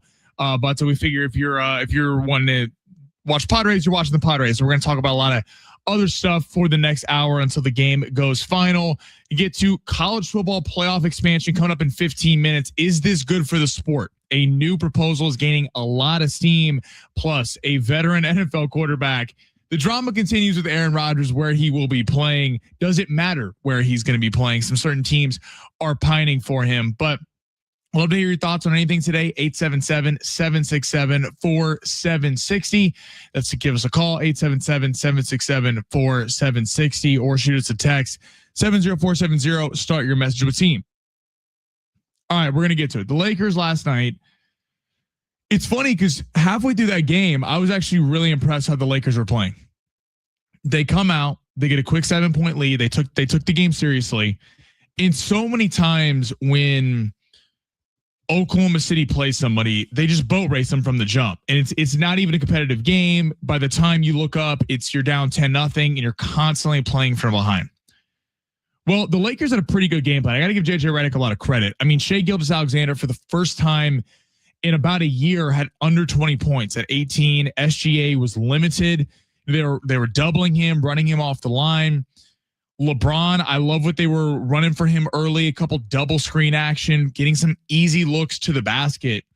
And the Lakers really hung with them. And then in the second quarter, when the Thunder went on the run, they came back and cut it right before half, because it felt like a few times throughout the game, especially in the first half, the Thunder were going to break it open, and they didn't. To the Lakers' credit, they actually kept fighting in the game and made it a game. The biggest problem, though, then came in the third quarter, because the Jackson Hayes, the charge that wasn't, they missed the foul call, and then it ends up going the other way. Dano challenge it from the Thunder, and then Isaiah Joe hits a 3, and then they really blow the doors open, win by 18. The bench for both teams is just a glaring example of why the Thunder are the best team in the league. I mean, on the bench for the Thunder, you had Case and Wallace give you 5. McCain comes off the bench, goes 4 of 5 from 3, gives you 12. Isaiah Joe with 9, Caruso with 5, Jalen Williams with 3. The Lakers bench, Vando had 2 points before he got hurt. LaRavia had 3 that came at the very end of the game when it was way out of doubt. Luke Kennard had 7, not a very good night from him. And Jackson Hayes had 3. This is just the problem. So when Luka's not out there, you're getting no production from anyone else. So LeBron can only do so much with 27 points. Rui can only do so much with 18. And then it leads us back to Austin Reeves. 8 points, 3 of 16 from the field. Did not have a good night. 0 of 5 from 3. A lot of people today are having the conversation, can Austin Reeves be a second option on a championship team? Because people go back and forth with it. I tend to lean yes. And here, I'll give you why in a second. But I understand the critics. I understand the people that go, how can you have a team in the Western Conference with the Spurs, with Oklahoma City, hell, with the Minnesota Timberwolves, who play an excellent brand of defense, and you think you're going to get to the finals with Luka and Reeves, who don't play defense, neither of them? When I look at the Dallas Mavericks and how the Mavs went to the championship a few years ago with Kyrie Irving and Luka Doncic, and they went up against the Boston Celtics and lost in 5 games. They built that team specifically. They built that team in the sense of Luka, Kyrie, neither are good defenders, and you had Daniel Gafford, you had Najee Marshall, you had Derek Lively, you had PJ Washington, a combination of 3-and-D wing defenders as well as a rotation of bigs that are able to throw and get some fouls at the other team. So you do have to build it a certain way around Reeves and Luka. Reeves, though, was not a great look last night. 3 of 16 again, 0 of 5 from 3. I'm not crushing Reeves today because I looked at Reeves and he looked like he was hurt. Coming off the injury, he banged knees with Hartenstein the first half, never looked the same. He wasn't aggressive. It was shocking the first half, the lack of aggressiveness from him, because that's Reeves' game as he gets to the rack. Like, he can hit some deep threes, but that's really where he's at, is going to the basket, drawing fouls. And I thought with Luka out and the fact that he would be taking on more of a role in the offense, he would be able to get to the rack more, and he just wasn't able to. And so this leads us like to the offseason where, we're presuming the Lakers, series obviously isn't over, but it doesn't look like the Lakers going to be winning the series. Yeah, Brent goes, it's over in the back. The Lakers have finally an offseason where they're able to build out how they want to make this team. Because the Lakers for the last, honestly, decade, going back to the Anthony Davis trade, they got the championship out of it, but the team was very kind of cap stricken and didn't have a lot of picks to give teams in trades. Then the Russell Westbrook trade happens. That did not work out, was a disaster, and the Lakers couldn't really do much with that. They acquire Luka, but they've been walking this interesting line between LeBron making a max level salary, playing like a max level salary, but with Luka making the money, with LeBron making the money, and Reeves making the money, they haven't really been able to outfit the roster because they haven't had a bunch of picks available. They gave a pick back to Dallas in that trade. So this is the first offseason where the Lakers are we're going to see if Rob Pelinka and the Walters group can cut it, because Austin Reeves is a free agent. LeBron, whether he's back or somewhere else, will not be making a max level salary. The Lakers have already signaled that they wanted to, Rich Paul and LeBron wanted to get in extension talks. The Lakers said no. This ownership group is not interested, and I'm sure they'd love to have LeBron back on a reasonable salary, not taking up a majority of the cap space where the Lakers can't make moves. So this is one of the most important off seasons in, honestly, the Laker basketball history in the last 20 years, because you finally have cap space. You're going to make the decision on Austin Reeves. Can he be that guy going forward that you're going to pair and build around with Luka Doncic, or you move it on? Now, it's a couple of weird. It's weird when you get into the Reeves conversation, because ideally you'd like Reeves to not take a max level salary. There's been some reports that maybe he would take a hometown discount. He loves being a Laker. He grew up being a Laker fan. Kobe was his idol. And he did take a little bit of a discount last time when a lot of people thought he would go to the Spurs, but sign a more of a team-friendly deal with the Lakers. My question is this for everyone who wants to get rid of Reeves. What's the answer? Because LeBron's on his way out. Reeves isn't there. You're going to lose him in free agency. If you signed him back, you could always trade him in a year or two. We saw what the team was when Reeves was out with LeBron and Luka in January. Luka dropped 40 points every game, but the Lakers lost because there was nothing around him. Now, you could outfit this team with a Peyton Watson from Denver. They need some bigs. Aiden's been playing decent basketball. He'll probably pick up his option, but you definitely need another big out there. So it creates a lot of questions with the Lakers. And Reeves, maybe Reeves is saving the Lakers money. If Reeves plays this way the rest of the series, people are going to look at Reeves, and that's where Pelinka and the GM Pelinka and the Walters group is going to start with. And then he hasn't been the best playoff performer so far in the postseason this year. Hasn't been great, at least with the Thunder last night. And he wasn't great against Minnesota last year. The last time Reeves was really effective in the playoffs was a few years ago against the Memphis Grizzlies. He did have a decent, comeback in the game 5 and 6 against Houston, but certainly not his best. So big offseason for the Lakers. We'll see if they can make something of this series, but this is a measuring stick series. Going up against the Thunder, albeit without Luka Doncic, which is a major loss, but they don't have Jalen Williams, is showing you how far you are away from the top of the Western Conference. I thought the Lakers played well. The Lakers were actually in it. I don't necessarily think it was an 18-point game, but the Lakers don't have the bench to close it out, and hopefully they can address that in the offseason and really make it so it's a more competitive, balanced roster all the way around. I look at the rest of the NBA playoffs. Brett and I were laughing right before we went on air. The Joel Embiid missing again. It does feel like a little bit of a changing of the guard in these playoffs. Like you have SGA, who's a young star. You have Wemby, who's a young star. Anthony Edwards is a young star. And then you kind of got the aging veterans a little bit. You got your Karl-Anthony Towns, your James Harden, your Joel Embiid, your guys like that in the Eastern Conference that have been good for a long time, but haven't always got it done. James Harden has 22 points last night. They lose. Joel Embiid is not playing tonight in a feels like kind of a must-win game for the Sixers to go split at the Garden. And we're like at an interesting inflection point in the NBA where LeBron is closer to being done. KD is on his last few years here. Yeah, Curry's on his last few years. How many is he going to play? And then guys like Embiid and Harden and Kawhi, so many guys like this. And it feels like we talk so much about who is the face of the NBA, who is going to be that next guy. And this playoffs is going to go a long way to determine it. I was talking with Schaefer and Sleeway yesterday in the crossover. Like Shea, I wonder if he can be that guy. Can Shea be the face of the NBA? Because he has the credentials to do it. He's got an MVP, won a championship, going to win MVP this year, and is the odds-on favorite to win a championship again. But I don't know if people look at Shea as like that's must-watch TV. Like Curry was everyone get to a you gotta come see this guy. I mean, he's revolutionizing basketball. LeBron, the way he was able to play a point forward and take the ball down the floor at the size that he is was unique. Kobe, Michael, all these guys are very unique. Kevin Durant, one of the great one-on-one scorers in history. I wonder if SGA winning a championship, if that puts him up in that echelon, because again, in terms of credentials, he has it.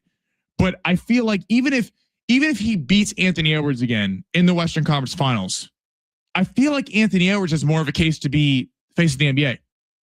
I mean, Texas, if you think I'm crazy, 70470, start your message with team. But Shea is just a great player. Whereas Wemby is electric, Ant's electric. I think Tyrese Halliburton falls into that. Luka Doncic certainly falls into that. I mean, a lot of guys are, quote, electric versus just really good players. So I wonder how this postseason really impacts that. If Shea does win it, is he the face of the league? Does the face of the league have to be American? That has been a real thing. I don't necessarily think so because the popularity of Wemby and Giannis and Luka are through the roof and Shea, but people do like American-born players. I mean, we've seen this in Anthony Edwards. Could it be Cooper Flagg? Halliburton's star was really ascending last year, and then he had the ACL. Certainly, if Jalen Brunson, the Knicks, somehow won a championship, Brunson in New York could make a case for that guy. But I'm wondering where the next month and a half puts us with the face of the NBA, because it does feel like the stars like Embiid, the stars like KD, Harden, the old guard that we've kind of grown accustomed to watching over the last 10 years is on its way out. So be something to watch here in the next couple weeks. All right, coming up next, college football playoff looking to expand. 24 teams possibly in the near future, getting rid of conference title games. Do we like it? Again, shoot us a text 70470. Start your message with team. Is this good for college football as well as college basketball expanding? That's coming up next on Going Long, San Diego Sports 760, live on the iHeartRadio app.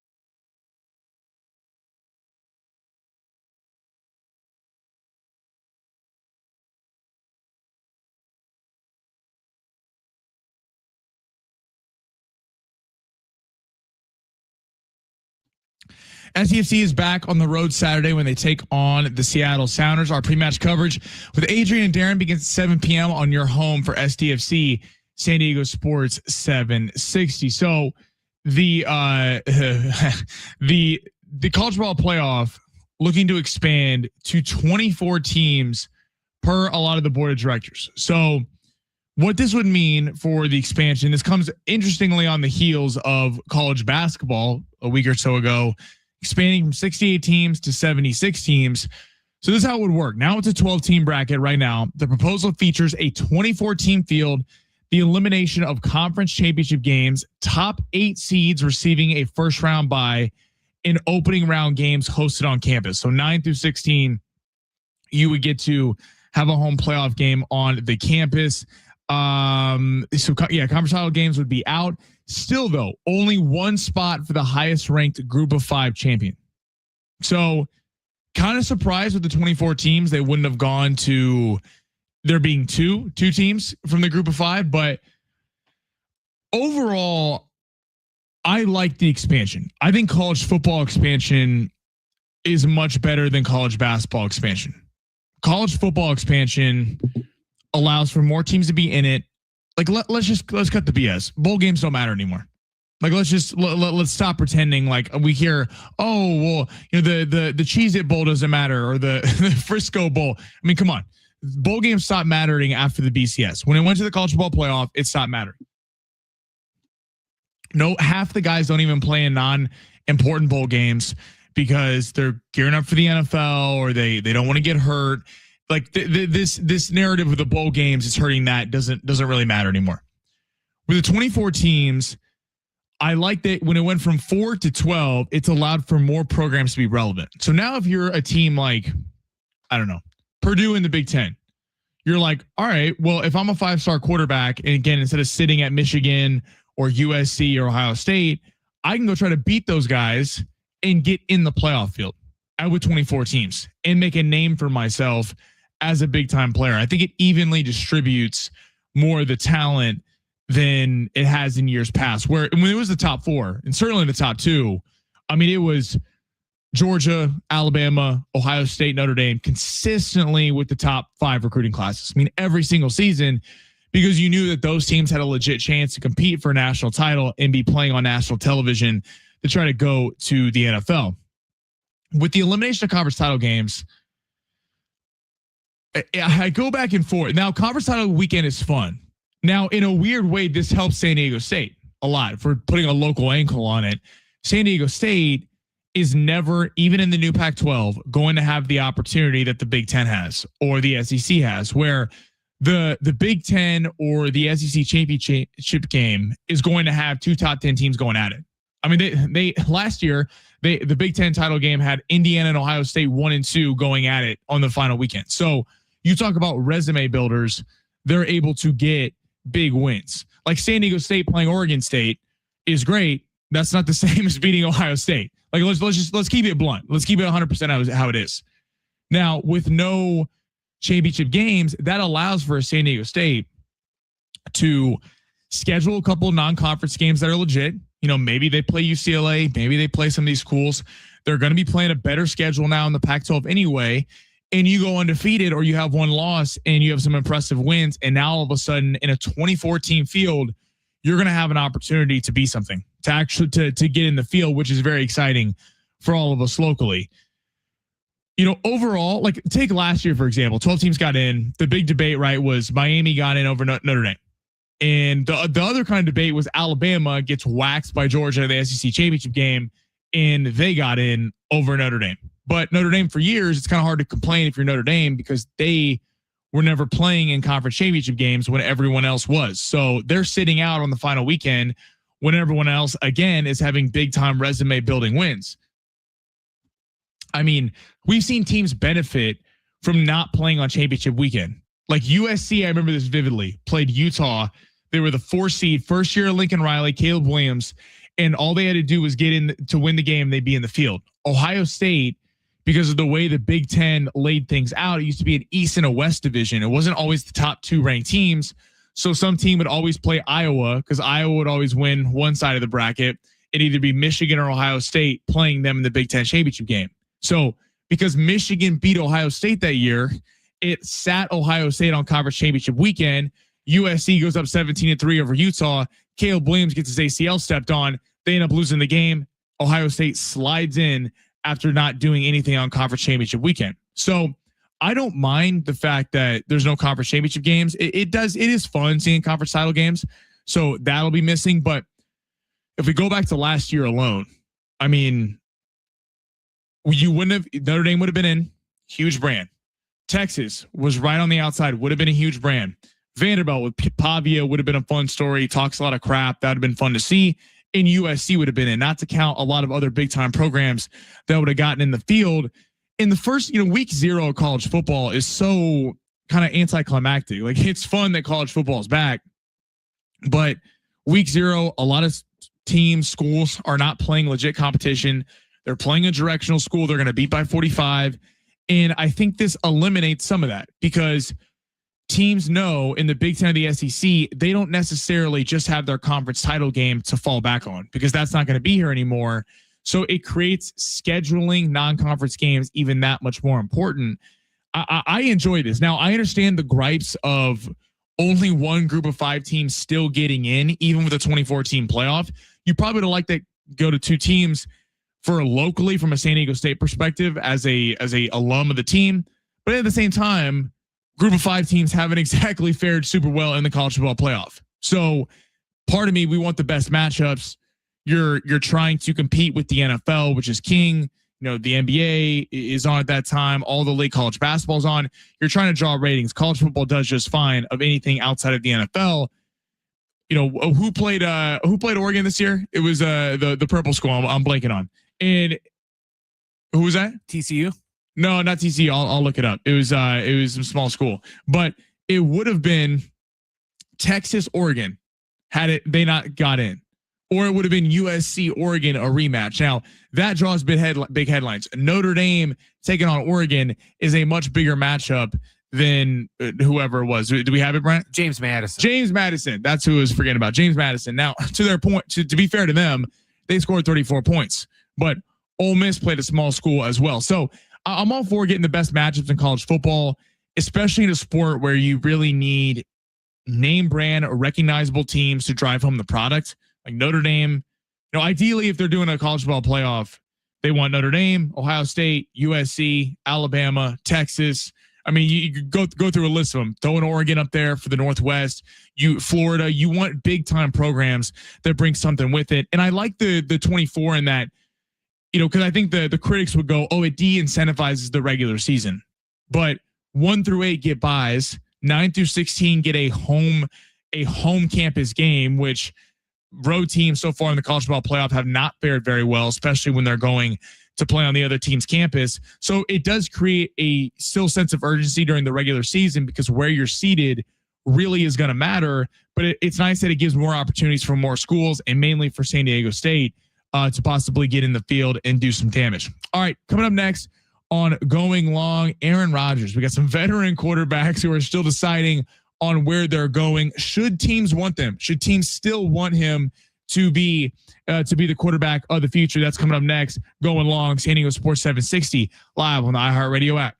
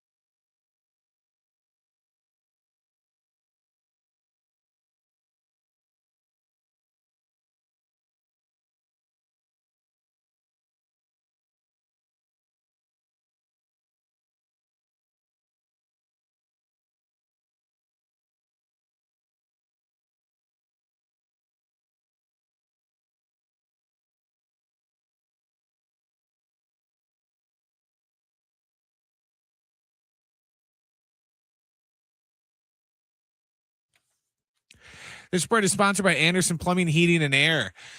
The Padres and Giants are playing game 3 of their series right now up in the Bay. And currently we are in the top of the 8th inning and it's 3-1 Padres. We got more game 2 action in the NBA playoffs coming up this afternoon at 4:00. We have game 2 of 76ers Knicks. The 76ers will be without Joel Embiid tonight as he is out with quote multiple injuries. At 6:30, then we'll have game 2 of Minnesota at San Antonio. Choosing the right home service company isn't just about fixing what's broken. It's about trusting who's in your home. That's why homeowners count on Anderson for friendly professional service that keeps everything running right. Visit AndersonPHA.com.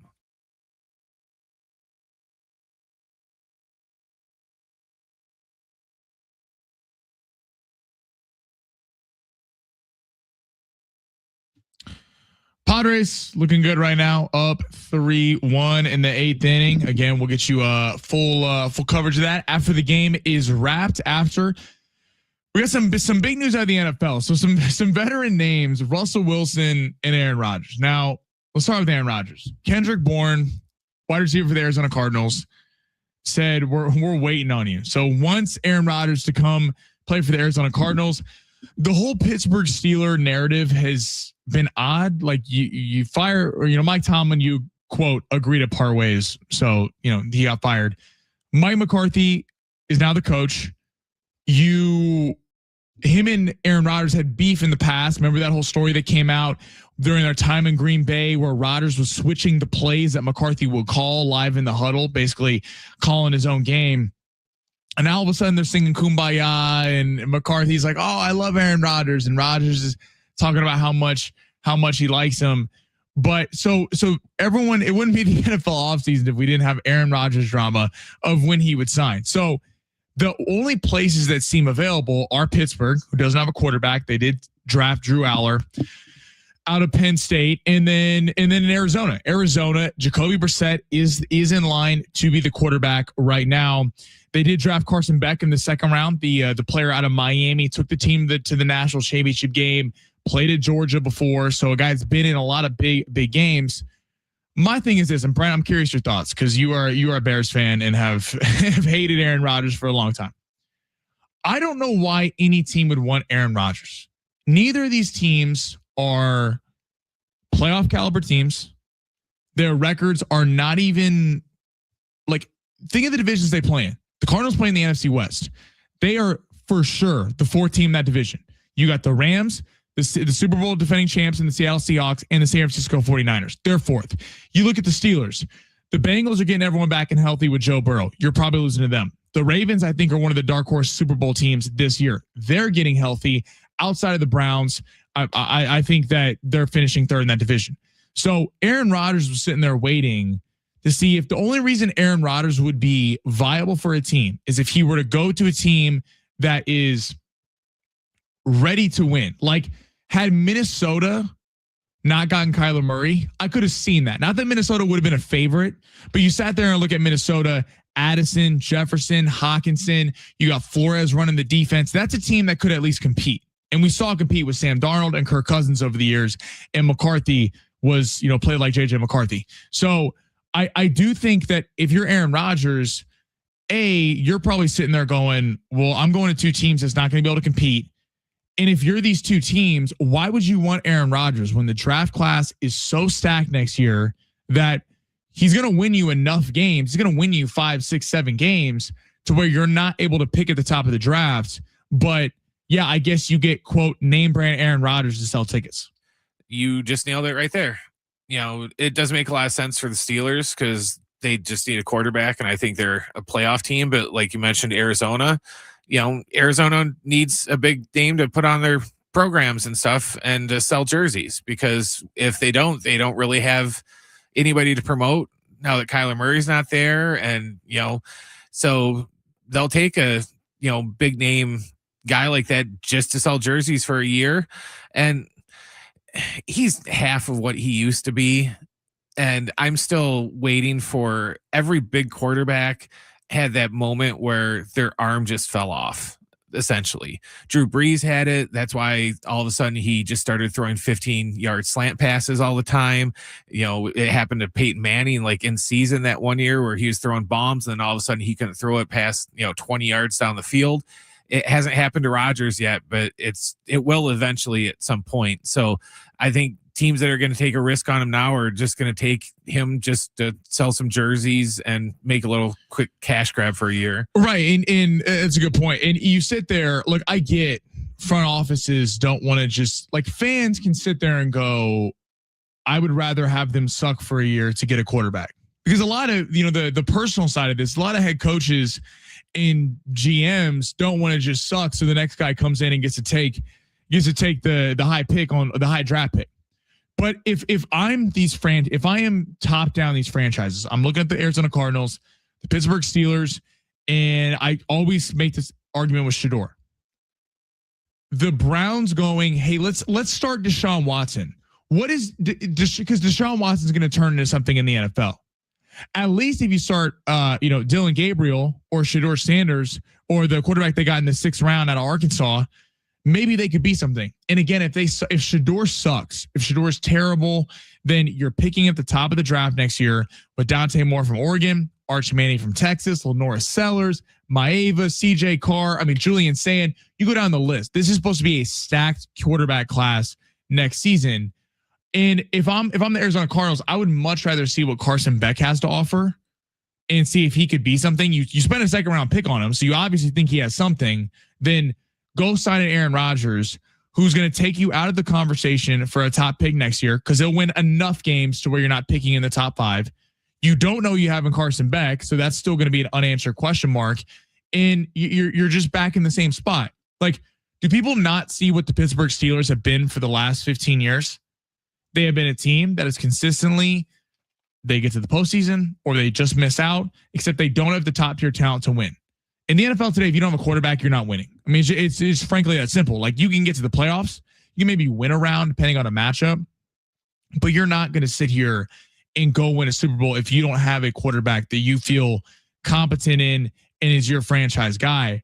I'm just shocked. Like Russell Wilson, like look what the Jets are doing. The Jets went out and signed Geno Smith. It came out today per report, Russell Wilson kicking around either a CBS job or the backup gig for the Jets. The Jets are doing it right. The Jets are setting the table because they go out, they get Kenyon Sadiq, they get Omar Cooper Jr., the receiver from Indiana. They get David Bailey at the top of the draft. And what they're doing, knowing that they could have, tried to take a swing on a quarterback, a Kyler Murray, a guy like this that could have, produced some wins for the Jets, but they're going, we're going to set the table. We're going to do what the Giants did right across their town rival. Get Malik Neighbors. You get Cam Scatterbo. Now you get Harbaugh in place. You built this pass rush with Thibodeau and Abdul Carter and all these guys for years.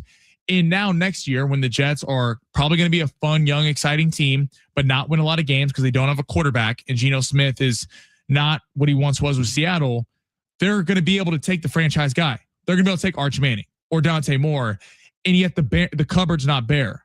They're going to have Sadiq to throw the ball to, or Garrett Wilson, or Omar Cooper Jr., or Breece Hall in the backfield, so where he can come in and have success. Brent, you know this better than anyone. The look at the Panthers. When the Panthers made the deal with the Bears to get, they traded with the number 1 pick to get it. The Bears got DJ Moore and a bunch of draft picks. Look at where the Bears are versus where the Panthers are. The Panthers traded their star receiver to get Bryce Young, who had no one to throw to and looked terrible his first season. Now he's come along a little bit. I don't know if he's a franchise guy, but he's a decent player. Whereas the Bears were patient, could have taken Bryce Young, gets Caleb Williams, but now they have Luther Burden. Now they had DJ Moore. Now they have a Roma Dunze. Like, they got a lot of talent and leveling the tight end.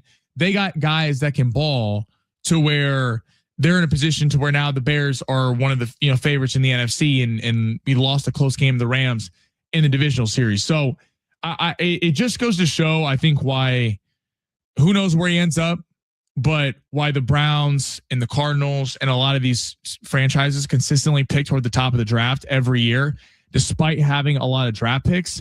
And I got to rarely give the Jets some credit because the Jets are actually doing, I think, what they need to do in the future. Do you think Russ will be a good commentator? Ooh, Because the CBS Sports is who he's been talking to. I don't think he'll be know. okay. I think he's okay. Like the problem with Russ is he's never going to say anything controversial, and that's what the bet. Like Jason Garrett, why I like as a commentator, Jason Garrett will like say things. Like he'll actually go out on limbs and make stances. That was Drew Brees' problem on the desk. Drew Brees was so passive in wanting everyone to love him that is like he's just kind of a glorified cheerleader to whoever was out there. What about you? You think he'd be good up there? I think he could be because he knows a lot about the game. He's got a high football IQ. That hasn't gone away. It's just his physical attributes that went away the last, few years. So, and I think so. He's a personable enough guy that he's not like, Brady was kind of like a robot his first couple of years, but then he kind of loosened up. So I think he'll be all right. I don't think he'll ever be on the, the A broadcast team, right? But I think he'll be good enough for, a Baltimore Cincinnati game or something on Sunday. If I'm Russ, I'm taking it. Like, dude, you had a good career. You won a Super Bowl. It hasn't looked the same. Your legs are gone. You can't run anymore. Just you're married to Ciara. You're doing things right. Okay. Like you got a pretty good life. Just let it go for a little bit. So, all right, coming up next, Schaefer and Sliwa, they're right outside the door, ready to come on in. That's coming up next. Going to talk to the boys. This Padre game is wrapping up. Padres looking good right now. Up 5-1. 858 said it. Bogey goes boom. That's coming up next. Going long. San Diego Sports 760 live on the iHeartRadio app.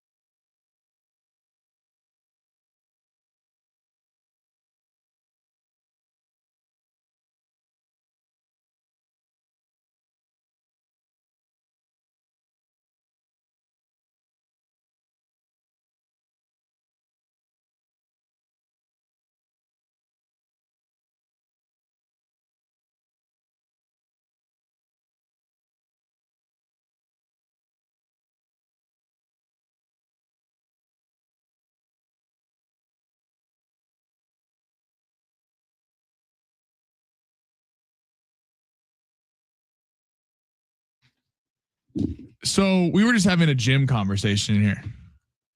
What gym? Oh, gym. Gym. Yeah. Oh, a gym conversation. Yeah, gym.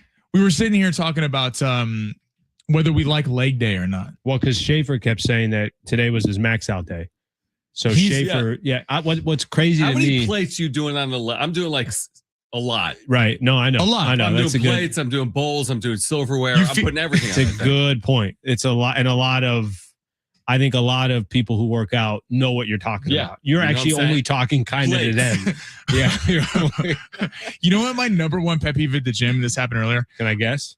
Yes, take a guess. Because there's like 18 things There's a at lot. the gym A lot. that people could be and should be arrested for in a proper 100%. society. 100%. Wait, I need to hear this because Yeah. I have one and I don't even go to Okay, the gym. here's- But okay, go. I want to Go, hear what's your no, one? I want you to go here's first. here's my theory because I haven't been to a gym, like a gym. Yeah, but you go to the I gym. go to like an Orange Theory, but That's like a a gym. gym where like dudes are working out. Here's my theory now, based on just social media: are people producing content in just Yes. gyms, Yes. just normal gyms? I don't see that a lot. Do you see it? But you yes. see it sometimes? Yes. We're If doing someone content. brings a tripod Ugh. to the gym to watch themselves work out, That's drives me obviously crazy. given, right? If there's a tripod, but all right, here's a couple pet Okay. peeves. Okay, stop grunting. Yes. Okay? Stop grunting. It's too We heavy don't for need to you if grunt. you're grunting. No, and we don't need to hear it. Like nobody needs to hear you grunting. Right. We're not in the wild in Yeah. the safari. Relax, Right, okay? right. Nobody needs to grunt. Do people grunt in the safari? There's some I don't know. It's a good point. I'm just thinking of animals that are like trying to put their chest out in the Right. safari. It's like we're not in the wilderness. Right. Relax. right. There's one. Sammy, I'll let you get one. Give me one. Drives me crazy when someone has there's a lot of chit chat at the gym, right? Around the free weight area. Yeah. And someone has their bag, they're doing like a mini circuit. So they let's say I have my water bottle on the leg press. Yeah. But then I also have my bag It's on the BS. bench Oh, they're press. that's taking BS. like three Yeah. things at once. Right, so they're like three things, and they're like, "No, it's part of my circuit." I go, "That's not how this works, bud. You don't get to take 3 machines at a gym." Well, what about That's a good taking one. all the That's a free good weights? pet peeve. Well, I don't like when someone has like 6 different. I got the 30s. I got Oh, the I'm 40s. with I you. got the 50 because they're doing like you get It's another like, one. It's like back in the day with Netflix, you could only have like 2 CDs out. Yes, And maybe I'm right. aging myself. No, you got You that couldn't have in the 60 mail. movies. Brother, Right. it's like the equivalent what he's talking about. It's like me going to the grocery store and I'm like, I'm taking up this one and this one. Oh no, I got stuff on both. I'm ringing up both sides at once. Yeah, He's talking yeah. about they're working on 2 Right. different machines. Right. Pick a side. Just use one machine. I at a time. agree. Let me give you another one. What's wrong with dudes? Like we have real issues. Brother, in the bathroom. Oh, that's another one. What's going on in the In bathroom? the showers, in the lockers. What are these people doing? Oh, there's some interesting. Yes. Yeah. I mean, They're you're saying Are you talking about animals. people not wearing clothes? Okay, I could be talking about 16-year-old idiots taking photos of themselves in yeah. front of in the mirror. bathroom. And I'm the like, mirror. Sammy, That shouldn't be legal. I'm like, I'm in the background of your photo. yeah. What are you That should doing? be illegal. Just trying to get ready. Or how about the guys that are like acting like they're at home the way they're walking? Yeah, they're. exactly. I'm like, you want Yeah. to throw a towel on? yeah, I'm like, Nothing? I mean, something. just- I used to work at a gym, and there was one of those. Okay, a bathroom where it was like they're two mirrors, so you could get a picture of yourself in the thing. But it was in the yoga room. Okay, so I worked the night shift, so people would get a little loose at night. And this woman comes up to me at the front desk, and she's panicked. She's like, "Sammy, someone is. I feel uncomfortable upstairs." I was like, "Oh no, okay." I was like, "Well, let me go up there." I go up to this guy. He's like 16. He walks in there and he's just taking pictures, and he has got his shirt off. And I'm like, "Hey, buddy," I'll leave his name out. I'm like, gym. "Can we not do Where are that, these especially getting when there's posted? women around?" Where are we posting these? Instagram. Gotta look good for the gram. So Sleep. there's a dude who said to himself, For TikTok. I want to take photos here to post it on Or send Instagram. it to people. And he's getting 17 likes, and somebody's like giving him what's the point? Like, what's the goal here? or progress pics. Yeah, we know the goal, I think, of some of The these goal, bets. the goal. Can you be a little more creative? Yeah. Or the people that post on Instagram of their gym transformation, where they do like day 1, I'm okay with day, that. day 50. I like that. The reason I don't do that is I've always looked the same. Yeah. That's Like, John's a very Like, fit guy. I've been taking the 15-pound weight and doing biceps with that since 1997. From 97 to 2026, I've taken the 15-pound weight. but and lifted 97, it. you've said in 97, like that was you that's hit the it. peak. Yeah, John it was like Shaver, the best. But what's the 1997. point? So if I do 20, is anything going to discernibly change in my life? So that's what I'm thinking. I'm just going to lift the weight. No, there's Do you- a way. There's a way to change the way we all look. I know, but The that's too much problem work. is it takes a lot of It's work. a lot of work. It's a and lot I effort. don't of want to do discipline. that. I just don't It's want to like get. you eat chicken I don't want breast my and biceps getting broccoli. smaller. So I'm going to stick with Are the you 15. are you a person that likes to leave the gym and you're like, I feel sore, feel a good workout? No. I You're wanna very feel like, great. I want to I'm feel there. great. Like I like that. That's a good feeling. you Me like too. Yeah, it's Me good. too. No, the next day I It's want good to feel. feel like I didn't go to the gym because then I feel really good. Like, oh, it's like a normal day. Every time I tell my girl, I'm like, you know what? I'm sore. I'm like, in her mind, like she'll say like, oh, that's good. But in her mind, I know she's like, about time. She thinks a little bit less of you. No, she's like, in her head, she's like, about time. Here's Like, my issue. Real you quick. got a good workout in. Here's my issue. I go to Orange Theory with Kristen, my wife, and she's taking weights that are, like heavier than I am. I'm comfortable believe with that, it. by the but way. Comfortable in she's your not. masculinity. She's like, you could do 25s here. She's like, you can squat 25 pounds. You know what's gonna end I'm up like, I happening? like the 15. You know what's gonna end up happening? She's gonna be like, "Why don't you go to the morning? Because I'll go at night." Yeah, like, That's she's just what gonna I switch was it showing out. you up at the gym. She likes to go together, and then she's like, hey, don't be scared to like push the treadmill like miles per hour up. Don't be I'm like, I don't scared. want to go to the same class because I don't need you That- to coach. That is a beautiful She wants story. you to be a Navy SEAL, bro. She's like, She's what I giving married. quiet I tips. want to be a SEAL like the ones that I see in La Jolla. Do you when she gives you, hey, let's bump up the weight, do you then go more weight? Are you sticking with Sometimes I'll do like 17 and a half. the 2.5 Yeah, increments? the 2.5. That's funny. That's fantastic. What do you boys got coming up on today? I assume gonna react to do- the Padre game? An hour and a half Hour in and the this. gym. The gym, I- pet I- peeves. The gym to me is one of the most like. It's fascinating. How is there not like a reality TV? I was about to say, like an office of type TV show. employees of a gym. Yeah. We could do something here with that. Like a gym is everyone. It's like the DMV. Everyone go. Well, you're right. I mean, It's got everything. all right. Got everything. Well, coming up next, that was a fun segment. Coming up next, Schaefer, Sliwa, keep on listening. I'll be back tomorrow at 12. See, it took us our mind off the Lakers, Sliwa. Good work, Sam. See, Good You know work what I out of mean? you. All Well right, done. see you Good boys work tomorrow. out of you.